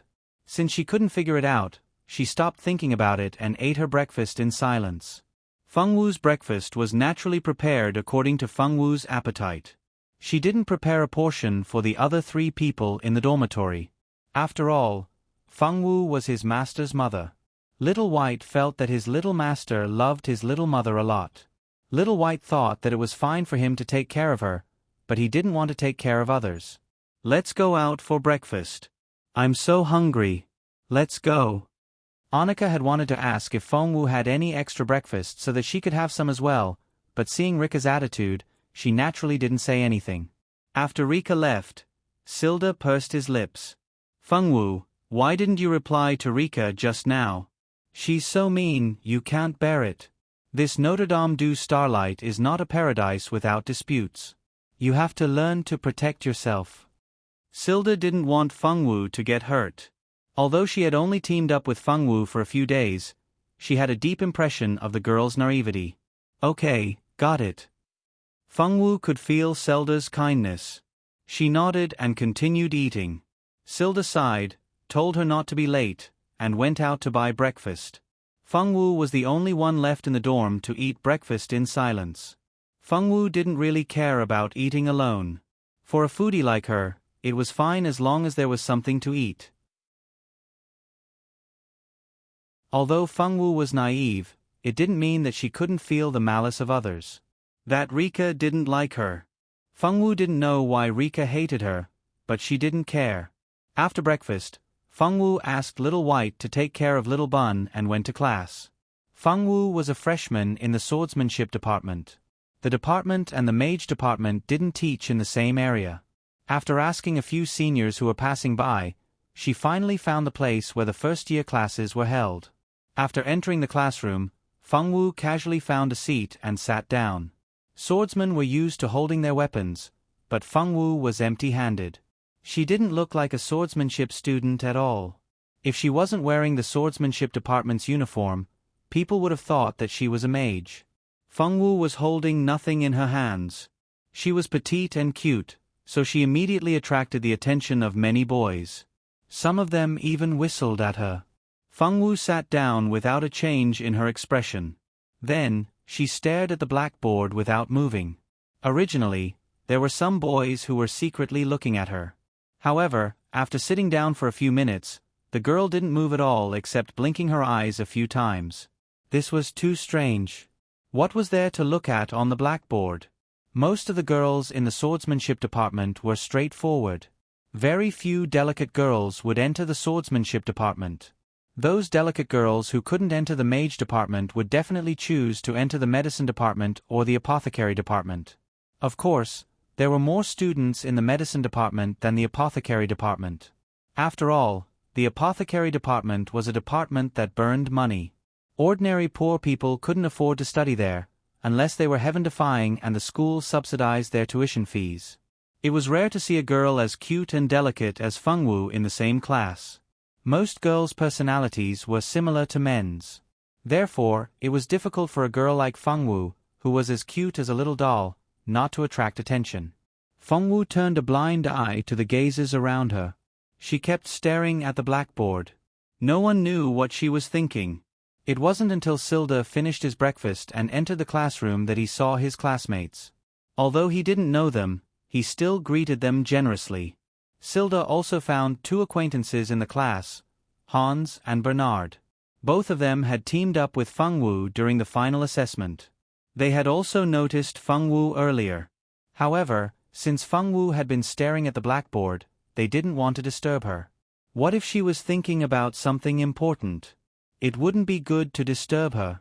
Now that they saw Silda, Bernard and Hans naturally went forward to greet him. They would be classmates in the future, so naturally, they had to build a good relationship with him. Wow, I didn't expect to see you guys again. It's really not easy to have 3 acquaintances in our class. Even Silda couldn't believe his eyes. Their temporary party actually had 3 classmates. Just what kind of luck did they have? Not 3, 4. Hans pointed at Fengwu, who was still staring at the blackboard. Fengwu's 2 ears didn't pay attention to the outside world and only stared at the blackboard. The corner of Silda's mouth twitched. What's wrong with her? Could she be bullied? How could she be bullied? When he remembered that Feng Wu was his roommate in the same dorm, he naturally had to help her. "Don't worry. We don't know what's wrong with Feng Wu. She has been staring at the blackboard in a daze since she entered the classroom." Bernard shrugged innocently. "That scared me. I thought someone was bullying Feng Wu." Silda was relieved when he heard that she wasn't being bullied. Then, he thought of something and said, "Let me tell you something. Feng Wu and I are now in the same dorm. If anyone bullies Feng Wu in the future, tell me. I'll protect her." Silda waved the sword in his hand and patted his chest in disbelief. Hans and Bernard didn't expect Silda and Feng Wu to be so fated to be assigned to the same dorm. There were many people talking in the noisy classroom, so no one noticed what Silda and the other two were talking about.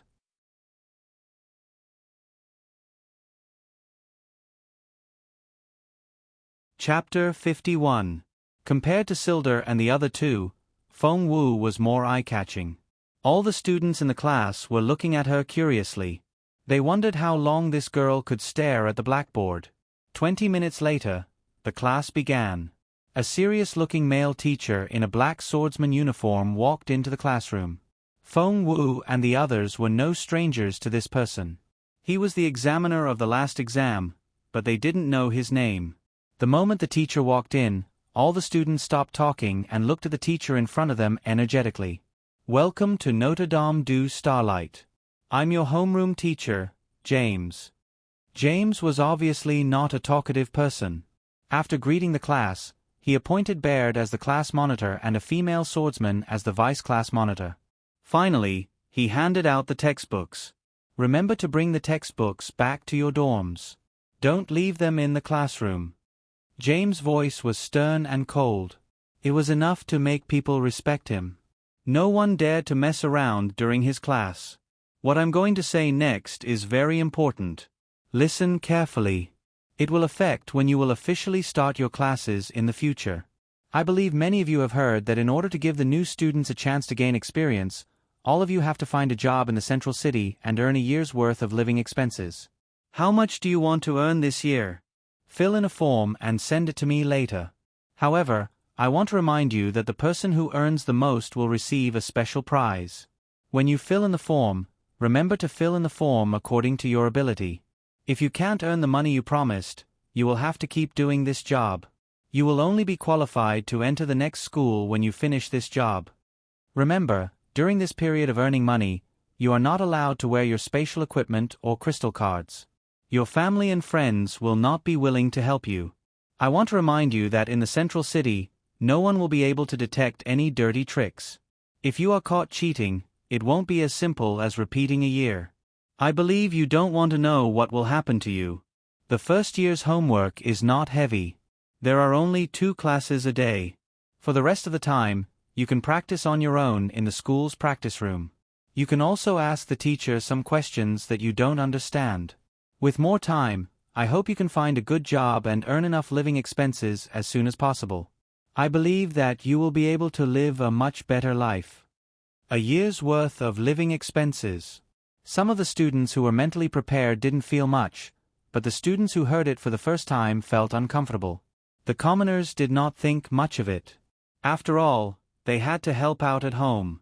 At worst, they could just find a job on the streets. However, the children of noble families were not so lucky. Since young, other than practicing their swordsmanship, the rest of the chores were done by the servants.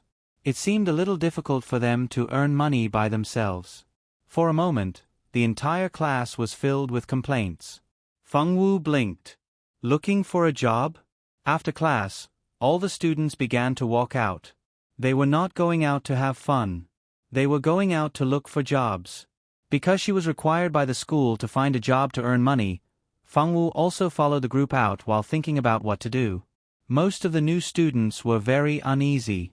Looking for a job? What kind of job should they do?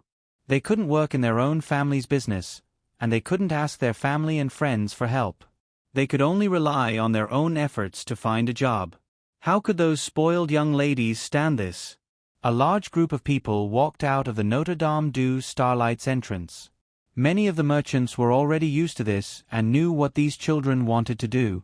However, there were a few small shops that wanted to find 2 workers. There were also some commoner children who went to apply. The noble boys and girls were very reserved and somewhat helpless. They didn't know what they could do. Later, these students weren't really that stupid. They thought that they could go to the Adventurers Guild and register as adventurers. This way, they could accept missions and do missions to earn money. Unfortunately, when they went to the Adventurers Guild, they found out that they had to pay to register as an adventurer. They also had to pay a registration fee of 2 gold coins. Now all the new students only had 2 silver coins for living expenses. Even their spatial equipment and crystal cards had been confiscated. Where would they get 2 gold coins? It was impossible to borrow from others. Everyone only had 2 silver coins. If you borrowed from others, wouldn't they be able to live? Feng Wu didn't go to the Adventurers Guild. She didn't know what to do right now. Fortunately, not long after she left, a Zhe found her. Xiao Wu, I finally found you. Have you thought of a way to earn money? I don't want to be a worker. I'm so dirty. Do you want me to rob people? I don't even know if that's against the rules. After a Zhe found Feng Wu, he kept talking to himself. He didn't have any intention of stopping. Even if Feng Wu didn't reply from beginning to end, he was still able to talk energetically. The 2 of them passed by a jewelry shop. There was a good show going on in the shop. Darling, can you sell me this ring? A blonde girl with a hot body swayed her slender waist like a water snake and rubbed herself against a fat man who looked like he was rich. Beside the 2 of them was a red-haired girl. The red-haired girl was also followed by a man. This man looked a little old. The 2 women seemed to know each other. They were desperately trying to steal the other party's things. When the 2 pairs of men and women finally left, the boss was overjoyed. He had made a lot of money today. When a Zhe saw this scene, his eyes lit up. He seemed to have a wonderful idea. Xiao Wu, wait here obediently. I have a good way to earn money. After confirming that Feng Wu wouldn't run around, a Zhe entered the jewelry shop. No one knew what he said to the boss. In the end, the boss sent him out with a smile. After leaving the jewelry shop, they went to several shops that sold clothes and magic equipment. When he felt that it was enough, he took Feng Wu to eat. After running around, he used the time to eat to tell Feng Wu his plan. He had never planned to do it alone. Now that he had found a good way to make money, he naturally wanted to take Feng Wu with him. After eating 3 big bowls of noodles, Feng Wu nodded her little head and agreed to join. For Feng Wu, as long as she didn't do bad things like murder and arson like her master said, other things were nothing. After eating, the 2 of them found a cheap inn to rest for the night. Early the next morning, they began to look for their own targets. When the 2 of them went out, they naturally changed their clothes of the Sacred Institute. If people knew that they were students of the Sacred Institute, they might guess something. That wouldn't be good.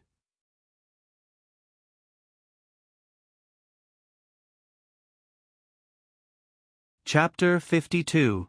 There were very few people who actually found a satisfactory job on the first day. There were also some who didn't even think about looking for a job and instead racked their brains to find a way out. The Notre Dame du Starlight was filled with talented students. Although most of them were shut-ins, there were quite a few who had brains. Thus, many of them were very confident in this money-making mission. For the sake of fairness, the school had decided to stop giving out student subsidies. This would bring more pressure to the new students. After class the next day, Feng Wu returned to the dormitory and played with Little Bun for a while. At this time, only Rika and Anika were in the dormitory. As for Zilda, it was said that he had found a good job and would officially start work today. Xiao Wu, did you find a job? Anika happily greeted Feng Wu when she saw her carrying Little Bun down the stairs. Rika, on the other hand, acted as if she didn't see Feng Wu and looked away. No. Feng Wu shook her head. I see. I heard that there's a shop at the end of the street that specializes in helping people find jobs. If you want to find a job, you can try it out. Many of the students in our class have registered there. However, You have to pay 500 copper coins to register and find a job. Anika said enthusiastically. Feng Wu nodded, indicating that she understood.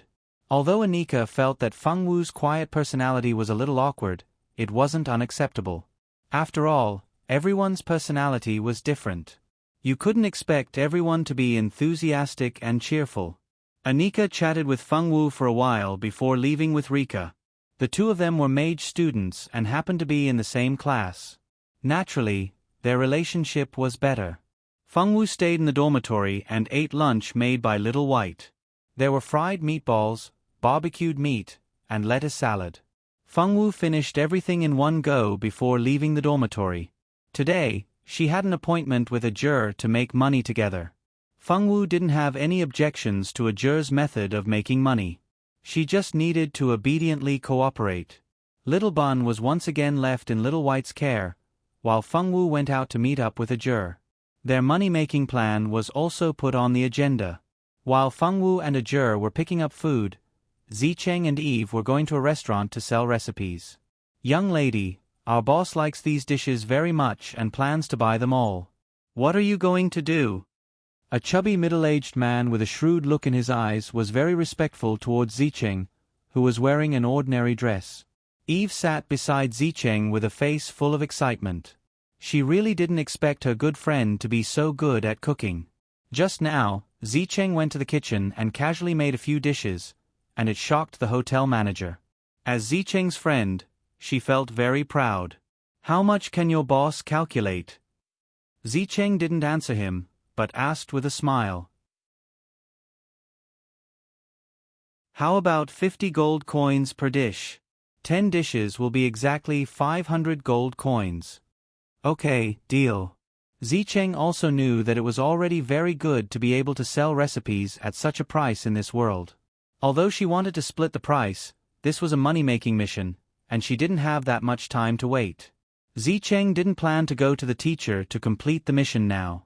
She remembered that the teacher James said that there was a special reward for making the most money. As for that reward, Zicheng still wanted to fight for it. After negotiating with the hotel manager, Zicheng quickly received the money. After teaching the chef step by step, a day had passed. Zicheng's name appeared on the school's money-making mission list, and the amount of money she earned was a shiny 500 gold coins. Now, Zicheng was the only one on the money-making mission list. She was able to earn so much money in 2 days, which shocked the seniors. At this time, Zicheng still didn't know that she was now famous in the school. After teaching the chefs, Zicheng put away the pink crystal card given to her by the hotel manager, and went back to school with Eve in a good mood. Not long after Zicheng left, the hotel manager went to the top floor of the hotel and walked in front of a man in a silver robe. Master, she has left. Today, the girl named Zicheng came to the store and attracted the attention of his master. If it wasn't for his master's order, that girl wouldn't have been able to sell recipes so smoothly today. The hotel kitchen under his master's name wasn't that easy to enter. Without his master's permission, he didn't have the qualifications to let a stranger in. However, when he thought about the food that girl made, it was indeed very delicious. Moreover, it was a method that didn't exist on the continent. He couldn't help but admire his master's insight. Okay, in the future, if she comes again, inform me. After the silver-robed man finished speaking, he picked up a book and started reading, no longer paying attention to the manager. The manager didn't dare to have any objections, so he bowed his head and left the room. After leaving the room on the top floor, the manager wiped the sweat off his forehead. His master's aura was getting stronger and stronger. Zicheng earned a lot today, and Feng Wu and a juror didn't idle around either. The two of them didn't look for a job, but were looking for targets. These targets had to be prideful, impulsive, and stupid with a lot of money. Of course, there were many people in the central city who met these conditions. Most of the rich and noble had the common problem of prideful people. Today, Feng Wu and a juror found a few targets that they wanted to target. The two of them had been investigating the habits of their targets, which gold shop they liked to visit, and who their sweetheart was. Just this investigation alone took them a lot of time. Fortunately, Feng Wu wasn't a person who liked to complain. She did the work that Ajur asked her to do, even if it was just stalking. Feng Wu and the two of them didn't earn a single cent today, but the two of them learned their lesson and didn't stay in the small hotels outside. Although the small hotels were cheap, a night stay still cost 20 copper coins, and meals were extra. After staying there once, Ajur and Feng Wu didn't plan to patronize the hotels again. After a day of stalking, the two of them left the city and entered the forest outside the city. They directly caught some beasts with good meat and picked some wild vegetables. Of course, these wild vegetables were picked by Feng Wu. Although this girl knew how to cook dark cuisine, she was very clear about which wild vegetables could be eaten and which couldn't be eaten. Even if she didn't know, those plants that had developed slight intelligence would tell her which ones could be eaten and let her pick them. With Feng Wu's help, the two of them picked a lot of edible wild vegetables. Although their space rings were confiscated, they could only buy 2 baskets to carry the wild vegetables. Although they weren't used to it at first, they got used to it after a while.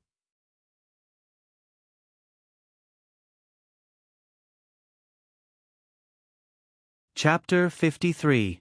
The two of them each carried a basket of wild vegetables on their backs. Feng Wu also carried 3 or 4 ordinary small beasts in her hands. These small beasts were meat beasts that were often sold in restaurants. The meat quality was good and the price was cheap. Most people liked to eat them. Along the way, the number of people who turned to look at them was 100%. No one had ever dressed up like this before. What were they trying to do? When they returned to school, the two of them changed into their school uniforms. The school had a rule that students had to wear their uniforms on campus. Feng Wu and Ajur naturally had to abide by the school rules. The two of them carried their things and walked back to their dorm under the gaze of the crowd. None of the spectating seniors looked down on them, but they found it strange that they were new. Damn! Why didn't I think of hunting outside the city to improve my life when I was a new student? Why did I have to live such a hard life? A boy from the mage department almost beat his chest and stomped his feet. You're stupid, a girl from the mage department said with a smile. The two of them are smart people. They can save a lot of money in the beginning. As long as they find the right direction, they can complete the mission easily. A boy from the swordmaster department rubbed his chin and pretended to be a prophet. Come on. I remember you boasted when you were in your first year that you could complete the new student's money-making mission in a month. In the end, you worked for 3 whole months. Tell me, which of your words are accurate?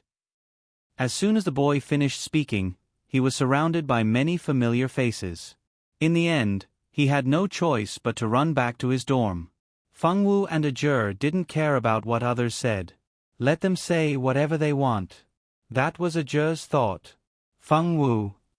What happened?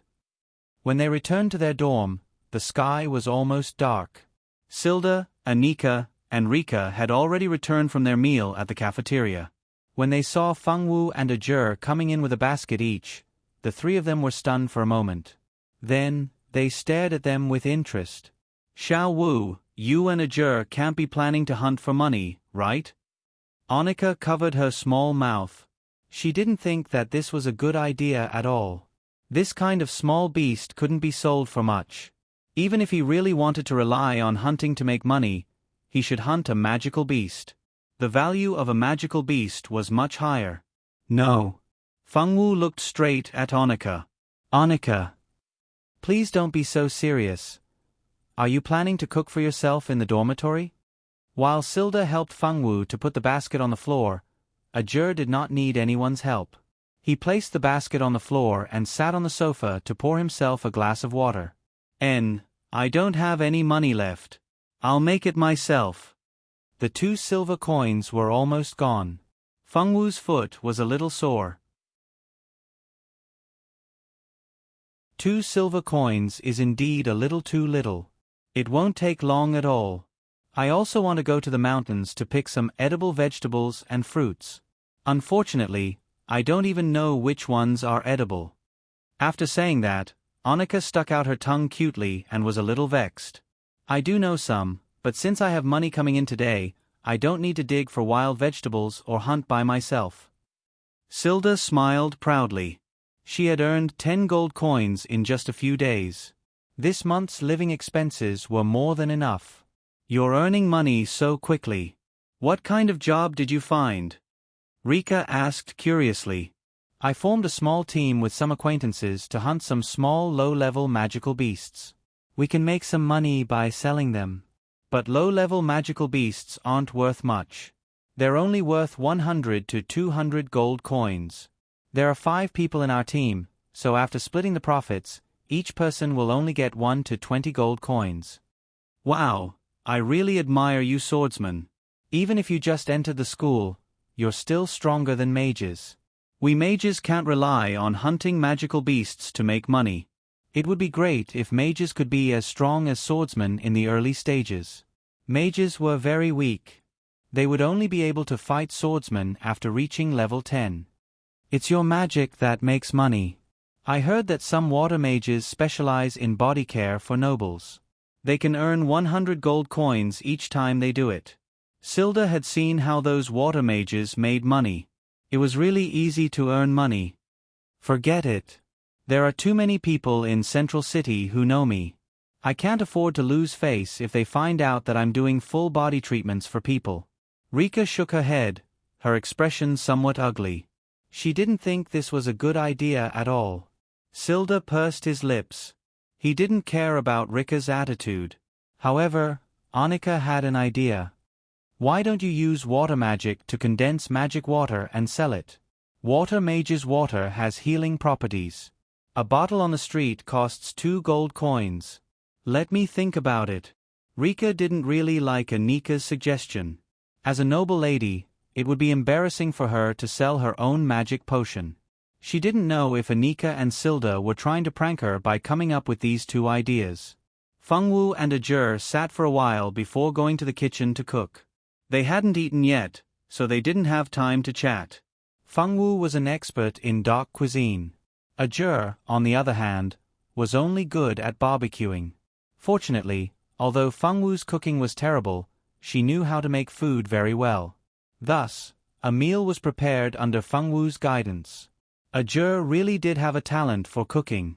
It was his first time cooking, but the aroma was enough to make one's mouth water. Annika and Silda stared at the kitchen, drooling. They were thinking about sneaking a taste of the food later. Only Rika remained unmoved. She didn't like commoners, so naturally, she wouldn't like Fengwu's cooking.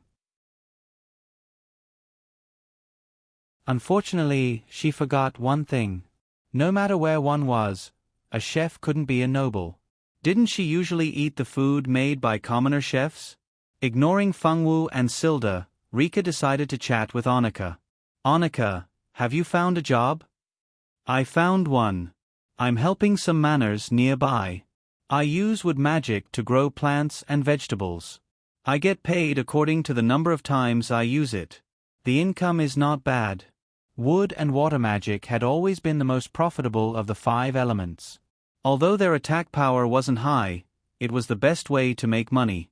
Of course, the prerequisite was that one had to be able to put down their pride. Magi were all noble.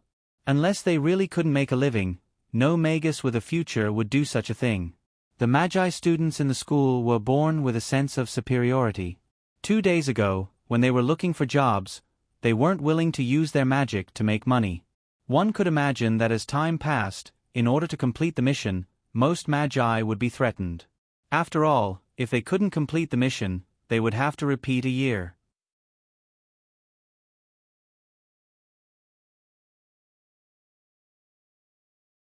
Chapter 54.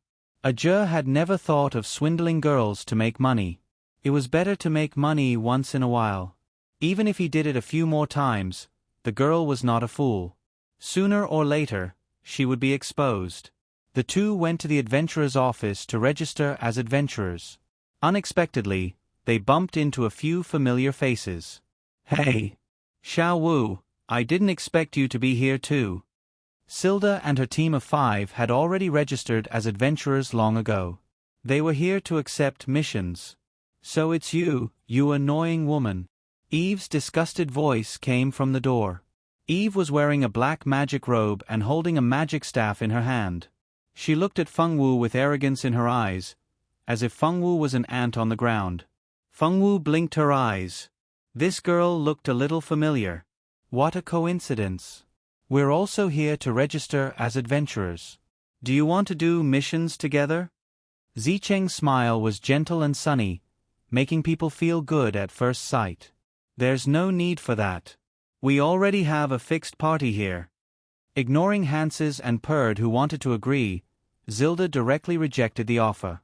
She did not want to be in the same team as that idiot Eve. She still wanted to live for 2 more years. Is that so? That's a pity. Zicheng's pair of charming amethyst-like eyes showed a hint of disappointment. It made people want to agree to all of her requests. Zicheng did not ask Fengwu if she wanted to join them. She also knew that Fengwu and Eve did not get along well. If the two of them were together, something bad would definitely happen. Fengwu and Ajur had no time to pay attention to Zicheng and the others. While Zicheng was talking to them, they had already run to the counter to pay the registration fee and fill in the form. When Zicheng saw that Fengwu was ignoring them, he didn't have any other thoughts. However, Eve was different. She already hated Fengwu, and now that she was being ignored by Fengwu, how could she let it go? She wanted to use magic to hurt Fengwu. Unfortunately, she had forgotten where she was. This was a place where a low-level magician could behave atrociously. She was just about to make a move when she was repelled by the magic circle of the Adventurers' Union. The adventurers who were originally on a mission at the side all looked at the door as if they were looking at an idiot. There was actually an idiot who was willing to make a move in the Adventurers' Union. It had been many years since they had seen such a naive adventurer.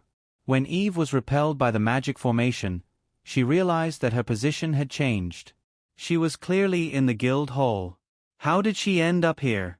The 2 swordmasters at the entrance could tell that she was a rookie at first glance.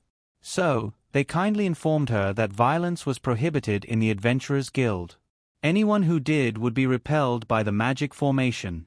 Eve's face turned green and white when she heard the 2 swordmasters' words. She didn't understand why Fengwu was always a thorn in her side. When Fengwu heard the commotion at the entrance, she turned around and saw a flash of white light. Ajur sneered. If it weren't for the Adventurers Guild's powerful magic formation that prevented violence, he would have already thrown a fireball at that ugly woman and burned her to death.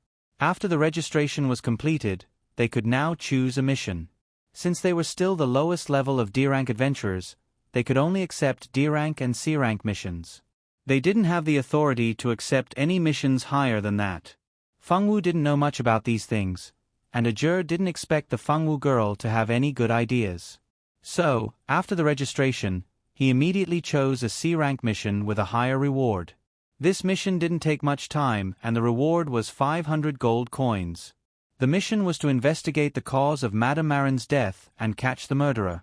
There were quite a few people who accepted this mission, but they all failed. The murderer they found was either not the real murderer or there was no evidence. So, they couldn't file a case at all. The mission was issued by Madame Marin's daughter, Miss Clara. Madame Marin's husband was a businessman named Wenda. When Wenda was young, he was extraordinarily handsome and had a good head for business. Because of his excellence, he attracted Madame Marin, who was also a businessman's daughter. Madame Marin and Mr. Wenda were married for 20 years.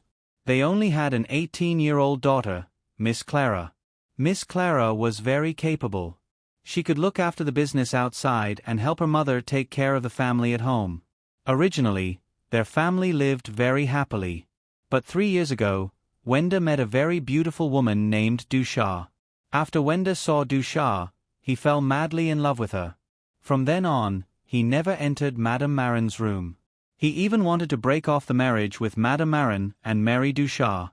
Madame Marin, of course, didn't agree. The husband and wife quarreled more and more fiercely. Wenda loved the woman to the bone and was determined to divorce her. Because Wenda betrayed their marriage, Madame Marin could get 2/3 of Wenda's property. This made Wenda very unwilling, but there was nothing he could do. The night before the divorce, Madame Marin died in the villa her parents left for her. There were only her and her daughter Clara in the villa. There were no servants. Madame Marin's sudden death and the murderer was a mystery. Clara suspected that her father and Dusha had conspired to murder her mother, but there was no evidence to prove it. The investigators sent by the Star Hall found that the murder weapon was found in the room of Mrs. Marlene's daughter, Clara. The case took a turn for the worse. Clara was arrested as a suspect, and her father was accusing his daughter of murdering his wife. This case happened a few months ago. It didn't happen in the central city, but in a city not far from it. Clara refused to confess in prison. She asked her childhood friend to issue a mission in the Adventurers Guild in her name. She hoped to find the real murderer of her mother and let the murderer get what he deserved. A juror looked at the mission description and found that it could be done. Wasn't it just to investigate and find the murderer? This mission seemed very simple.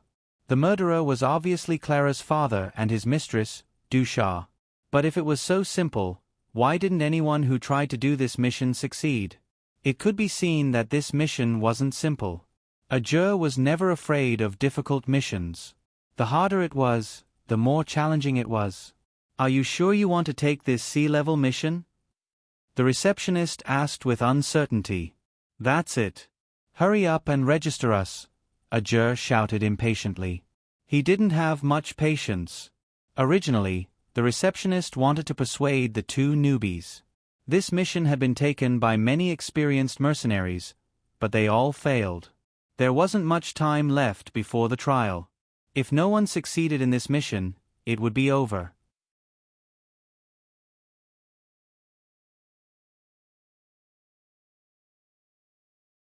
Chapter 55. Although Annika was a little hesitant at first, when she thought of the mission, she still went to look for a job that was easier for her and had a good salary. Fengwu and Ajur finished cooking and sat at the dining table in the hall to eat. Fengwu didn't ask Silda and Annika if they wanted to eat, and Ajur naturally didn't ask either.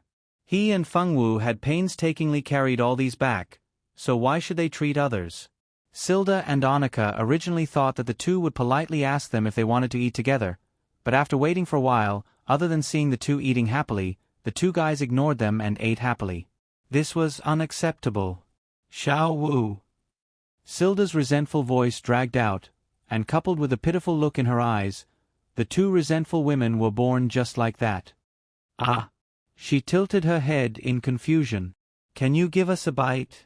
Silda asked pitifully. Okay. She took 2 small plates and gave them a bite.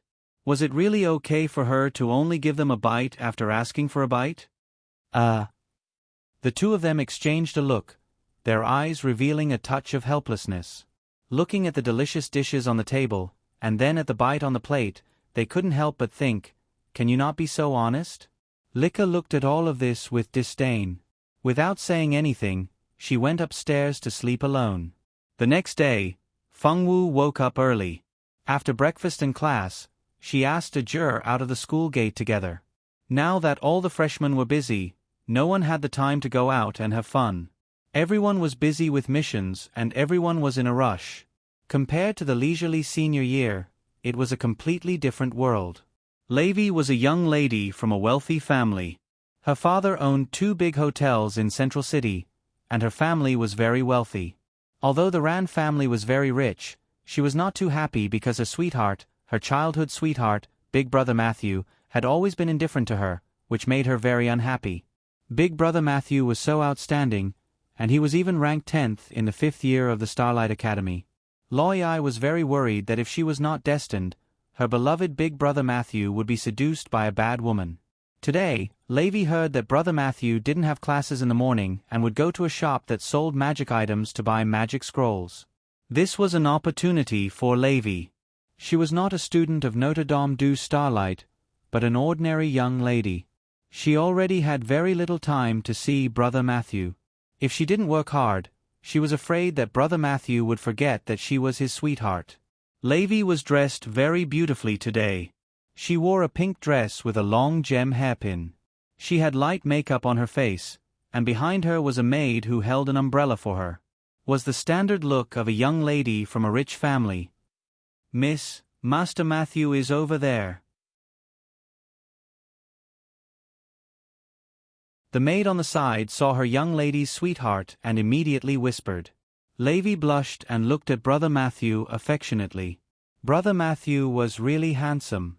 Just when she was about to lift her dress and walk over to talk to Brother Matthew, she saw a very cute girl with black hair and black eyes walk over. Levi didn't know what she said to her dear Brother Matthew, but the two of them left the magic item shop.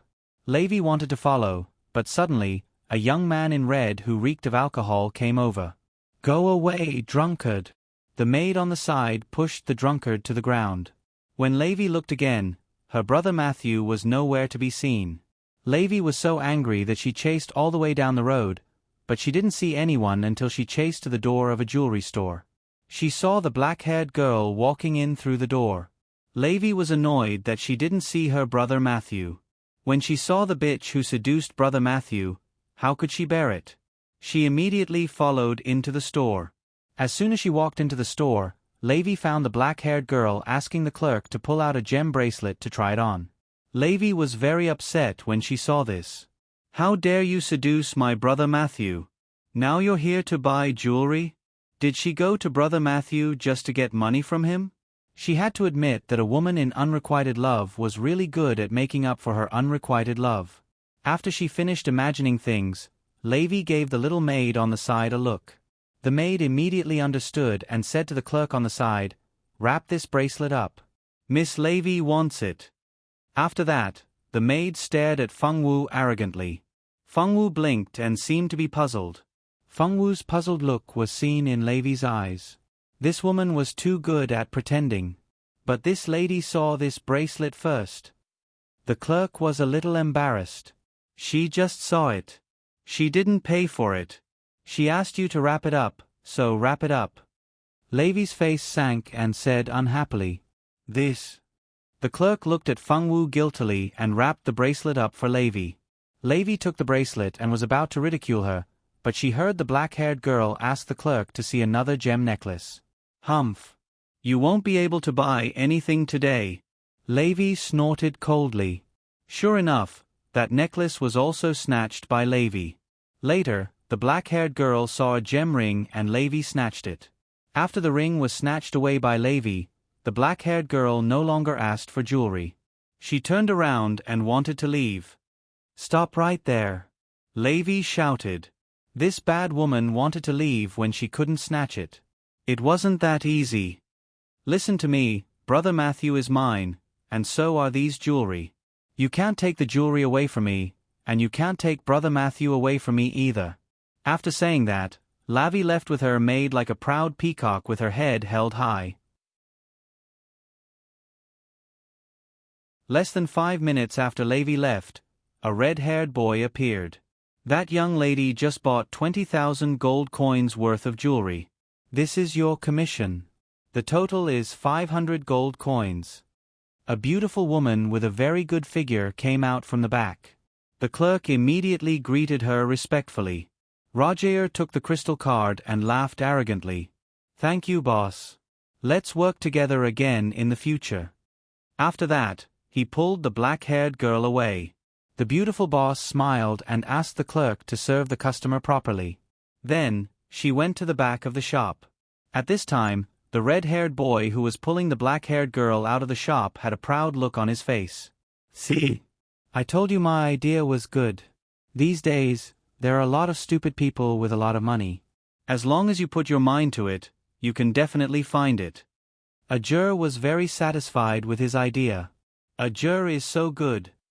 Feng Wu looked at Ajur with a serious face. "I know I'm good. Let's go to the Adventurers Guild and register as an adventurer. This way, we can fight and earn money at the same time."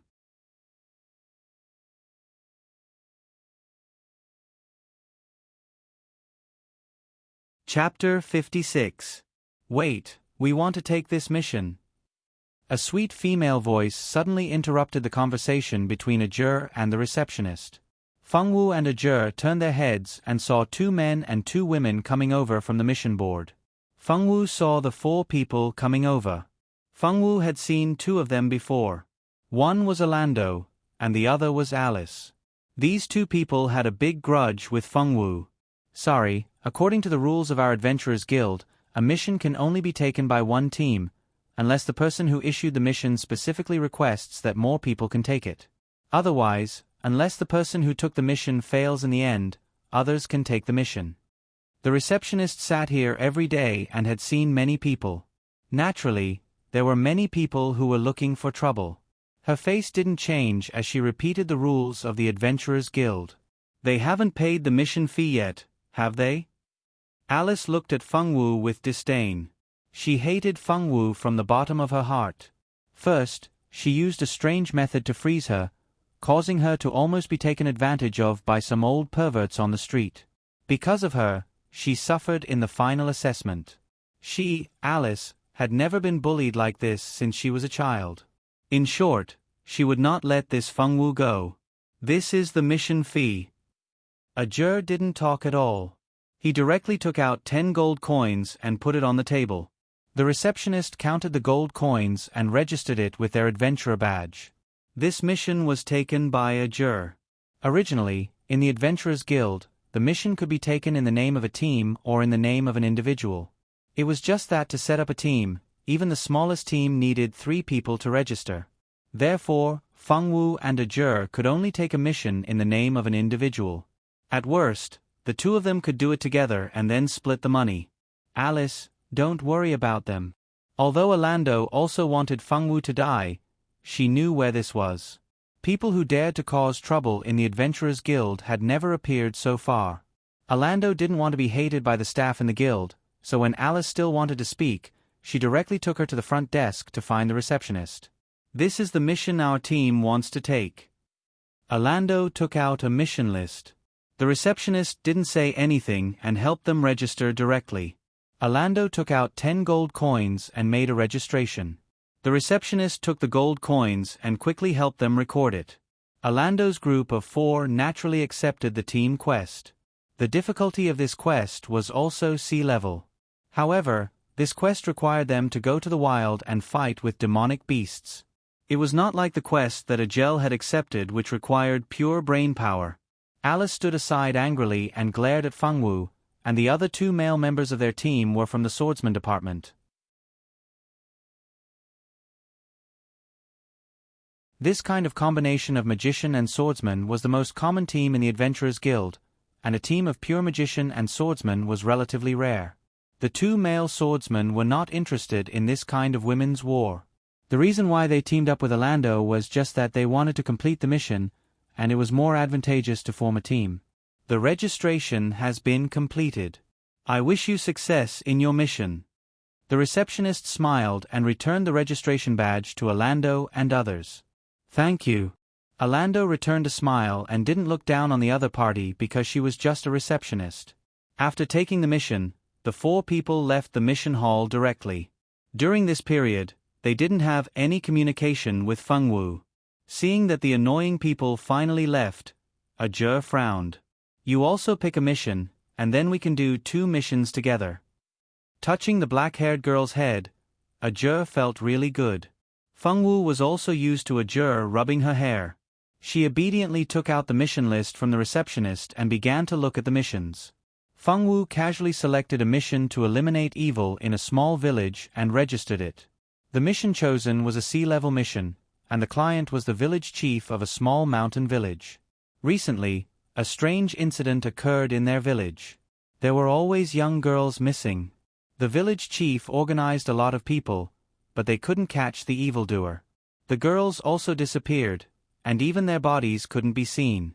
No one knew whether they were dead or alive. The desperate cries of the parents of the missing girls could be heard all day long in the village. In order to catch the evildoer and find the missing girls, the village chief and all the villagers in the village gathered 200 gold coins to submit the mission to the Adventurers Guild, hoping that there would be a powerful adventurer who could help them. This mission had just been submitted, and no one had accepted it yet. The main reason was that 200 gold coins in a sea-level mission was really not high. If people wanted to take it, they would take a high-paying job. Regardless of the pay, Feng Wu accepted it. After registering, the 2 directly went back to school to find the teacher to ask for leave. Because this mission required them to go far away, the mission location of the 2 missions was not in the central city, but in a small country called Ice Hill Country. This small country was not far from the central city, but it was not under the control of the central city. It was because the mission location of the two missions was in the same country that Feng Wu accepted the low-paying job, because it was convenient. As for Feng Wu and Ajur's request for leave to do the mission together, the teacher expressed his support. The two went back to the dormitory to pack their things, and Little White and Little Bun were also packed and taken away.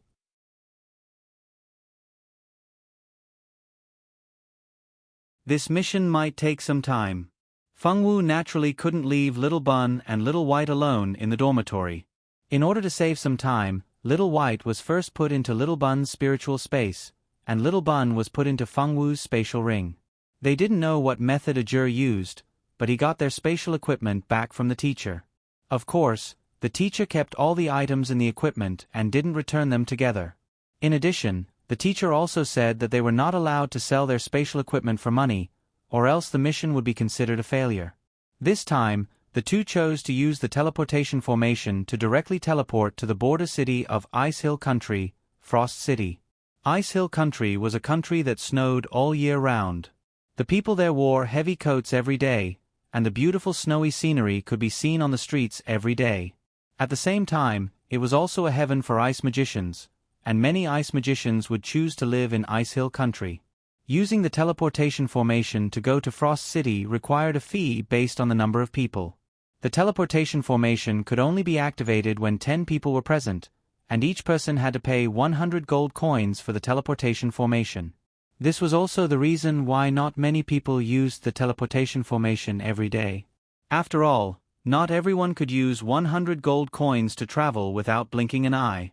Feng Wu and Ajur, one wearing a white dress and the other wearing a red magician's robe, were both quite young. They stood by the teleportation formation and waited for people who also needed to use it. Fortunately, after waiting for about half an hour, they finally gathered 10 people. The 10 people were male, female, old, and young, and Feng Wu and Ajur were definitely the youngest among them. Because the two of them were young, the other people who used the teleportation formation couldn't help but wonder if these two children were from a noble family who secretly ran out to play.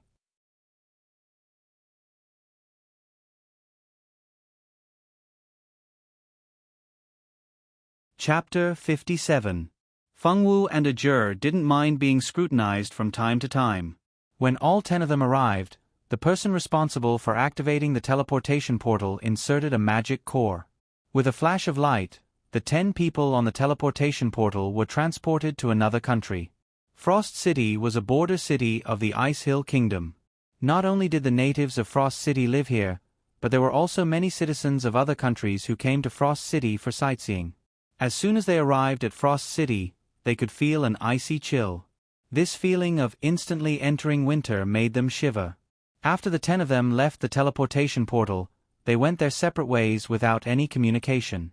Ajur brought Feng Wu to find the person who issued the mission first. Although it was written on the mission list that the person who issued the mission was Clara, they all knew that Clara, who was now suspected of murder, couldn't possibly go to the Adventurers Guild to issue a mission. The name, Pierre, was also written on the contact list. Who was Pierre? He was Clara's childhood friend. When Clara encountered such a big problem, even her biological father wanted to kill her. Only this young man had been helping her all this time. Stepping on the snow, Ajur held Feng Wu's cold hand and followed the map to find the real mission issuer, Pierre. The reason why he held Feng Wu's hand was not only because he was afraid that she would slip, but also because it was convenient for him to transfer some fire magic energy into her body so that she wouldn't fall ill due to the sudden change in temperature. Ajur was not afraid of the cold because he was a fire magician. Although Feng Wu practiced combat aura, her strength was still low, and she didn't have fire magic elements to protect her body like his. In fact, Feng Wu wasn't that weak. Since coming to this world, Feng Wu had been practicing the technique that her master had taught her. That technique could also produce combat aura in the body. Perhaps it was because of the laws of heaven and earth in this world, but the internal force that Feng Wu cultivated could actually automatically transform into combat aura. Although it was a different method of energy, Feng Wu's strength was still very strong. Even if she didn't have fire magic to protect her body like Ajur, she could still protect herself with the deep combat aura in her body. However, Ajur didn't know this. Ajur and Fengwu had known each other for so long, but he had never asked about Fengwu's cultivation level. Fengwu was a person who didn't like to talk. If Ajur didn't ask, this girl naturally wouldn't say much. The two young man and woman's hand in hand followed the address to find an ordinary inn to stay. This inn was located in the area where ordinary people lived in Frost City. At first glance, it was obvious that it had been open for many years. The door of the inn was open. Fengwu and Ajur walked into this shabby-looking inn together. "Welcome. Are you here to stay or to eat?" A fat woman greeted them with a smile as soon as she saw them. "We're from the Adventurers Guild. We're here to look for Pierre." Although Ajur had an arrogant temperament, he would still pretend in front of outsiders. At least, people who met him for the first time would think that he was a polite and good young man. The woman was stunned for a moment, then seemed to understand. Although her smile didn't change, there was a hint of worry on her chubby face. "Please wait a moment. I'll call young Master Pierre down." After the fat woman finished speaking, she went up directly. Soon, there was a rush of footsteps. The footsteps were very fast. It was obvious that the owner of the footsteps was in a hurry. As the footsteps approached, a young man dressed in blue appeared in front of Fengwu and Ajur. Although the young man ran in a hurry, he wasn't out of breath. It was obvious that he had practiced fighting energy. At the very least, he was a swordsman. However, the young man's swordsman level shouldn't be very high. After all, he was still young. The young man, Pierre, had rushed down when he heard that people from the Adventurers Guild had come. His eyes were full of hope, but they turned into disappointment when he saw Fengwu and Ajur. "You two are newly registered adventurers, right? You can't take on this mission. You'd better find an easier one." After saying that, Pierre sighed. These two looked to be about 15 years old, and they were even younger than him. What ability could they have to investigate the cause of Madame Marin's death and catch the murderer? Pierre didn't have any hope for Fengwu and Ajur. In his eyes, these two were just rookies. They only wanted to increase their points because the mission reward was high and there was no danger to their lives. Haha, you can't judge a book by its cover. Don't you understand that? I don't think we are the first group of adventurers to come here.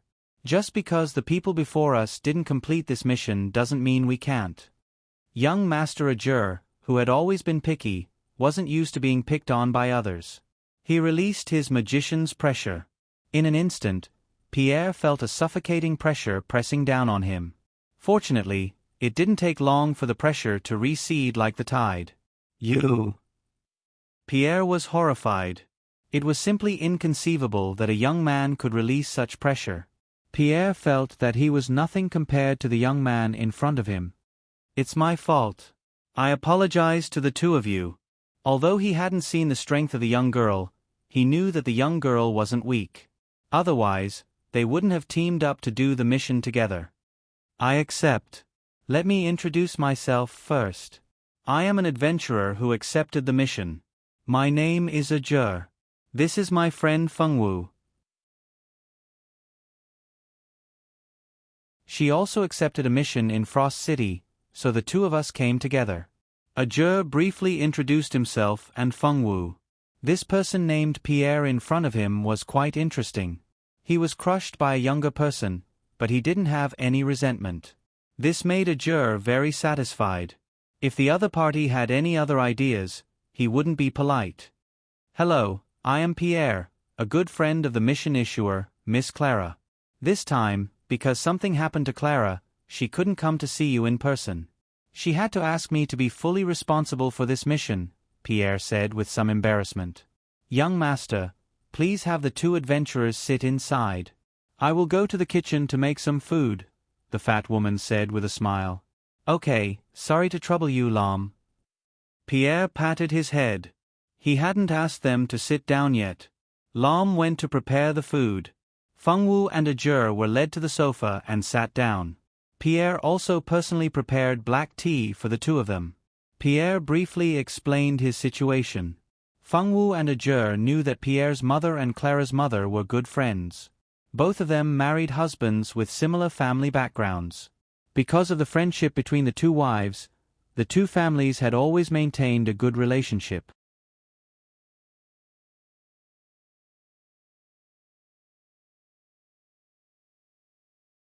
Chapter 58. Unfortunately, the good times didn't last long. When Pierre was 12 years old, something happened to his family.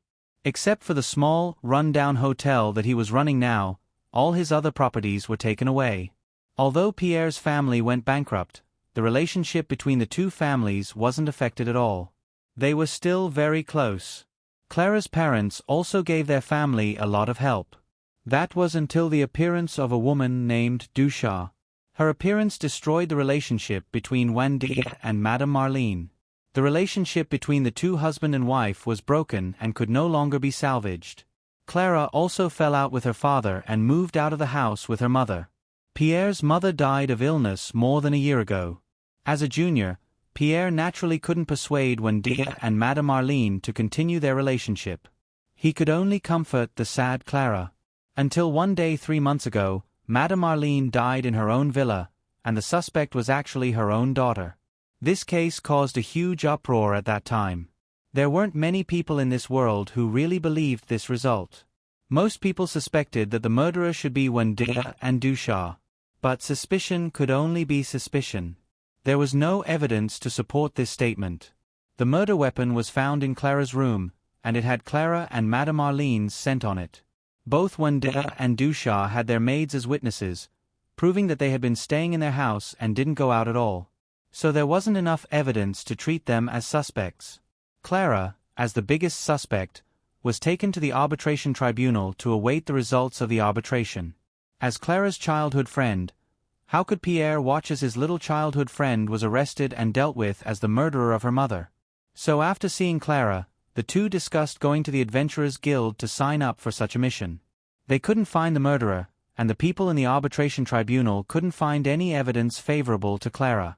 The two's last hope was naturally placed on the Adventurers Guild. But to their disappointment, the people in the Adventurers Guild who accepted the mission also couldn't find any evidence favorable to Clara. The murderer was still at large. Just when the two were about to be disappointed, they welcomed a juror. After listening to Pierre's explanation, a juror had a specific understanding of this mission. The two teenagers talked for a while, and then Lam made a lot of delicious food and put it on the table. Although their small hotel was shabby and the people who stayed there weren't rich, the business was still good. It wasn't to the point where it couldn't be operated at all. In addition, Lam had good cooking skills, so he could attract a lot of returning customers. Fengwu sat at the side and listened to them talk the whole time. She didn't say much other than eating something.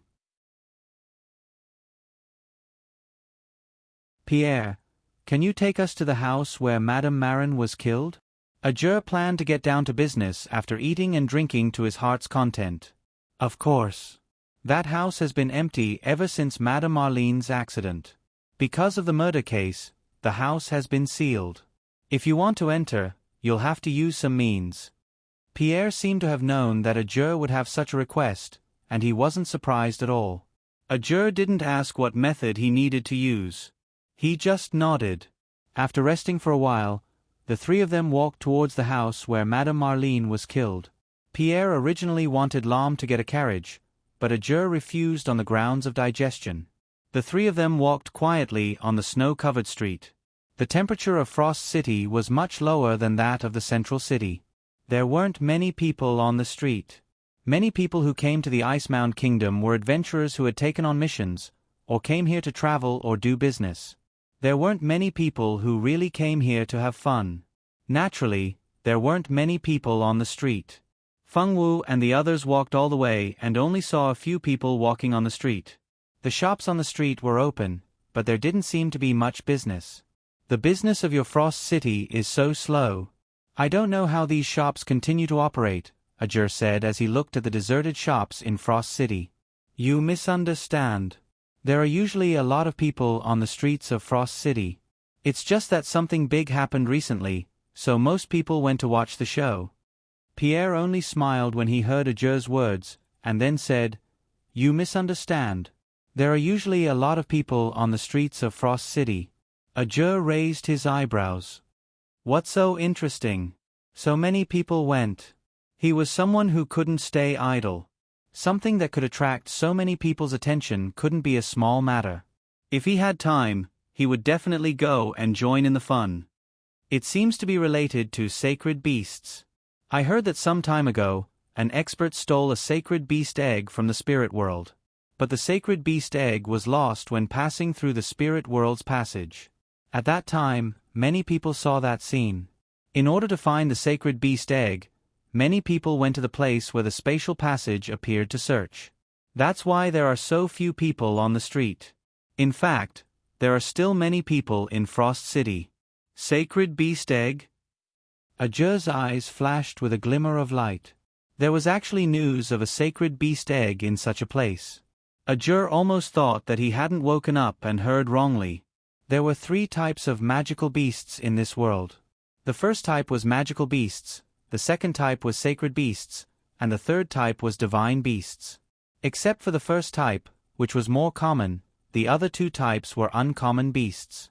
Sacred beasts lived in the spirit world. They generally wouldn't come to the human world to live.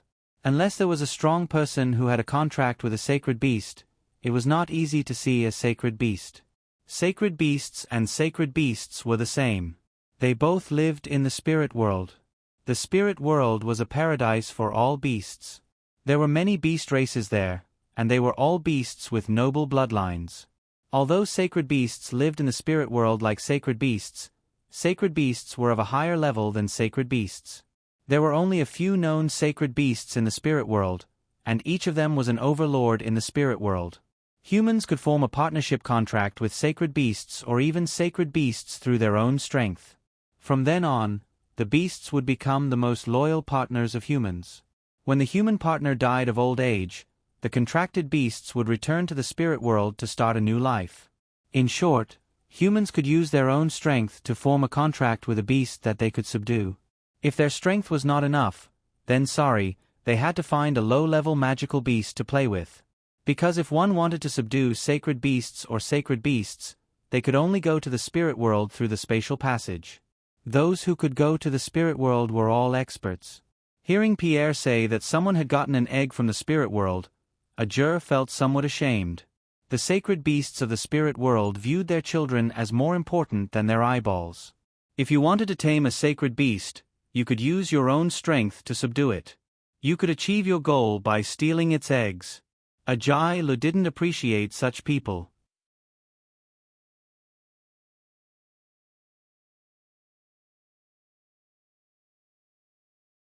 Chapter 59. If the egg really was stolen from the spirit world, the elders of the stolen race should have come to negotiate. The spirit world's beast saints were all very human. Many of them could transform into human form. Humans and the spirit world's sacred beasts had always had a good relationship. If the spirit world's sacred beasts had come to intervene, the Ice Hill Kingdom's people would have helped to send the egg back. Bai Jing had gone to the spirit world to steal the egg. That's what's strange. It's been some time since the egg fell near our Frost City, but no beast from the spirit world has come out to negotiate with our king. Everyone suspects that the egg might be some rare holy beast. That's why no elders in the clan have come forward. Because there were no living beasts in the family, naturally no elders would come. The other sacred beasts would not meddle in other people's business. I see. Ajur nodded. As they spoke, they had already arrived in front of a villa. This villa wasn't big. 2-story villas weren't uncommon in the city. There were many flowers in the courtyard that were suitable for growing in the Ice Hill Kingdom. The scenery in the courtyard wasn't bad. We have to go in from the other side. The front has been sealed. Unless the case is settled, no one is allowed to enter unless they are from the arbitration tribunal. Pierre had always worked hard for his childhood sweetheart. Now, in order to save his childhood sweetheart's life, he was willing to go against the arbitration tribunal. The 3 of them went in through a small door at the back of the villa. There were very few people on the street. No one would notice their actions. Pierre brought Ajur and Fengwu directly to Madame Marin's room. Madame Marin's room was very big. When the door was opened, they could feel some dust in the air. It seemed that it had not been cleaned for a long time. After Ajur entered the room, he looked around. He found a lot of blood on Madame Marin's bed. This should be the scene of Madame Marin's murder. Look, someone else is here. No one has been here for a long time. Will Clara come back? Feng Wu suddenly heard a voice that sounded like a child's voice. Probably not. Those people think Clara is the murderer. They will definitely kill Clara. The voice sounded angry. Those people are so bad. After Clara and the others left, no one helped me loosen the soil. I really want Clara to come back. Then, there was a lot of chatter. It was like a wet market. Feng Wu was not surprised by this scene at all. She knew that this was the sound of the spiritual plants nearby. Feng Wu could hear the voices of many creatures in nature. Plants, animals, wind, and fire could be heard as long as she wanted to. In the past, when she was on Mount Yuehua, she could only hear the voices of small animals and plants. Ever since she came to this continent, Feng Wu's ability had improved. Naturally, she could hear more voices. After coming to this world for a few months, Feng Wu had already gotten used to controlling her ability. Unless she wanted to, she wouldn't hear the voices of those creatures. This time, in order to find the murderer of Madame Marin, Feng Wu had been thinking of a way along the way. Her method was very simple. Since there were no witnesses, the flowers and plants in the courtyard must know something. She planned to ask those flowers and plants, hoping that they could help Ajur. So after arriving at Madame Marin's villa, she released her ability and focused on listening to the conversations of the people around her. Ajur and Pierre were still looking around to see if they had missed anything. Feng Wu went downstairs alone. She wanted to ask the flowers in the courtyard if they had seen the real murderer. Ajur and Pierre naturally saw Feng Wu going downstairs alone, but they didn't care. They thought that she wanted to walk around casually. They didn't know that Feng Wu wanted to go out to listen to the news, especially Pierre. Along the way, he rarely heard Feng Wu speak and didn't see her show any amazing abilities. He thought that she was just a little girl following Ajur to do missions. Maybe she was Ajur's little girlfriend. Along the way, she observed that the two didn't seem to be lovers. Fortunately, Pierre was anxious to save his childhood sweetheart, so she didn't have much time to guess the relationship between the two. After going downstairs, Feng Wu went directly to the garden. The herb garden wasn't very big, but it was full of flowers that could bloom in cold weather. There was a big banyan tree in the garden. Judging from its age, it was the oldest plant in the courtyard. It was at least 100 years old. Among the trees, it was naturally young. Feng Wu went directly to the tree and stroked its bark with her small hand. Hello. Feng Wu's consciousness was clearly transmitted into the tree. Hello, human girl. I didn't expect that there would be a human who could communicate with us plants. What a magical little girl. The tree's voice sounded like that of an adult man. It was very friendly. The young girl seemed to have received encouragement. On her expressionless face, her pair of black gem-like bright eyes revealed a touch of happiness. My name used to be Sky Blue. Now, I'm Feng Wu. I'm here with Ajur to investigate the cause of Madame Marin's death. On the day of Madame Marin's death, did you see anyone enter this villa? Although Feng Wu didn't discuss the case with Pierre and the others along the way, she heard a lot from the side. She knew that Ajur's most serious problem was that no one had seen the murderer. That was why Feng Wu asked the big banyan tree this question. For some reason, when facing humans, Feng Wu couldn't tell what they were thinking. However, when communicating with plants and animals, she could clearly feel their emotions. This feeling of not having to guess and not having to think, Feng Wu liked it very much. You're talking about that day. That night, a strange person came here. However, that person wasn't human. She was wearing a human skin. What a strange person. The big banyan tree thought for a moment and recalled the scene that day. As a big banyan tree that could only live in this small courtyard, there weren't many interesting things in his memory. That day's incident was one of them. A person wearing a human skin? There was a lot of information in this sentence. Tongwu couldn't understand. Yes, and she was wearing a woman's skin. That skin was prettier than Madame Marin's. Although the big banyan tree had lived for more than 100 years, it hadn't seen many women. Although there were beautiful people, they weren't outstanding. Madame Marin was considered pretty good among ordinary people, but compared to the real beauties, she was still lacking. Of course, the big banyan tree didn't know this. It couldn't leave the courtyard as a tree, so how could it see a beauty? Fengwu thanked the big banyan tree and turned to go upstairs. You're tuning in to the Narrate and Escape YouTube channel. Don't forget to subscribe and join us on this journey to catch the most captivating stories.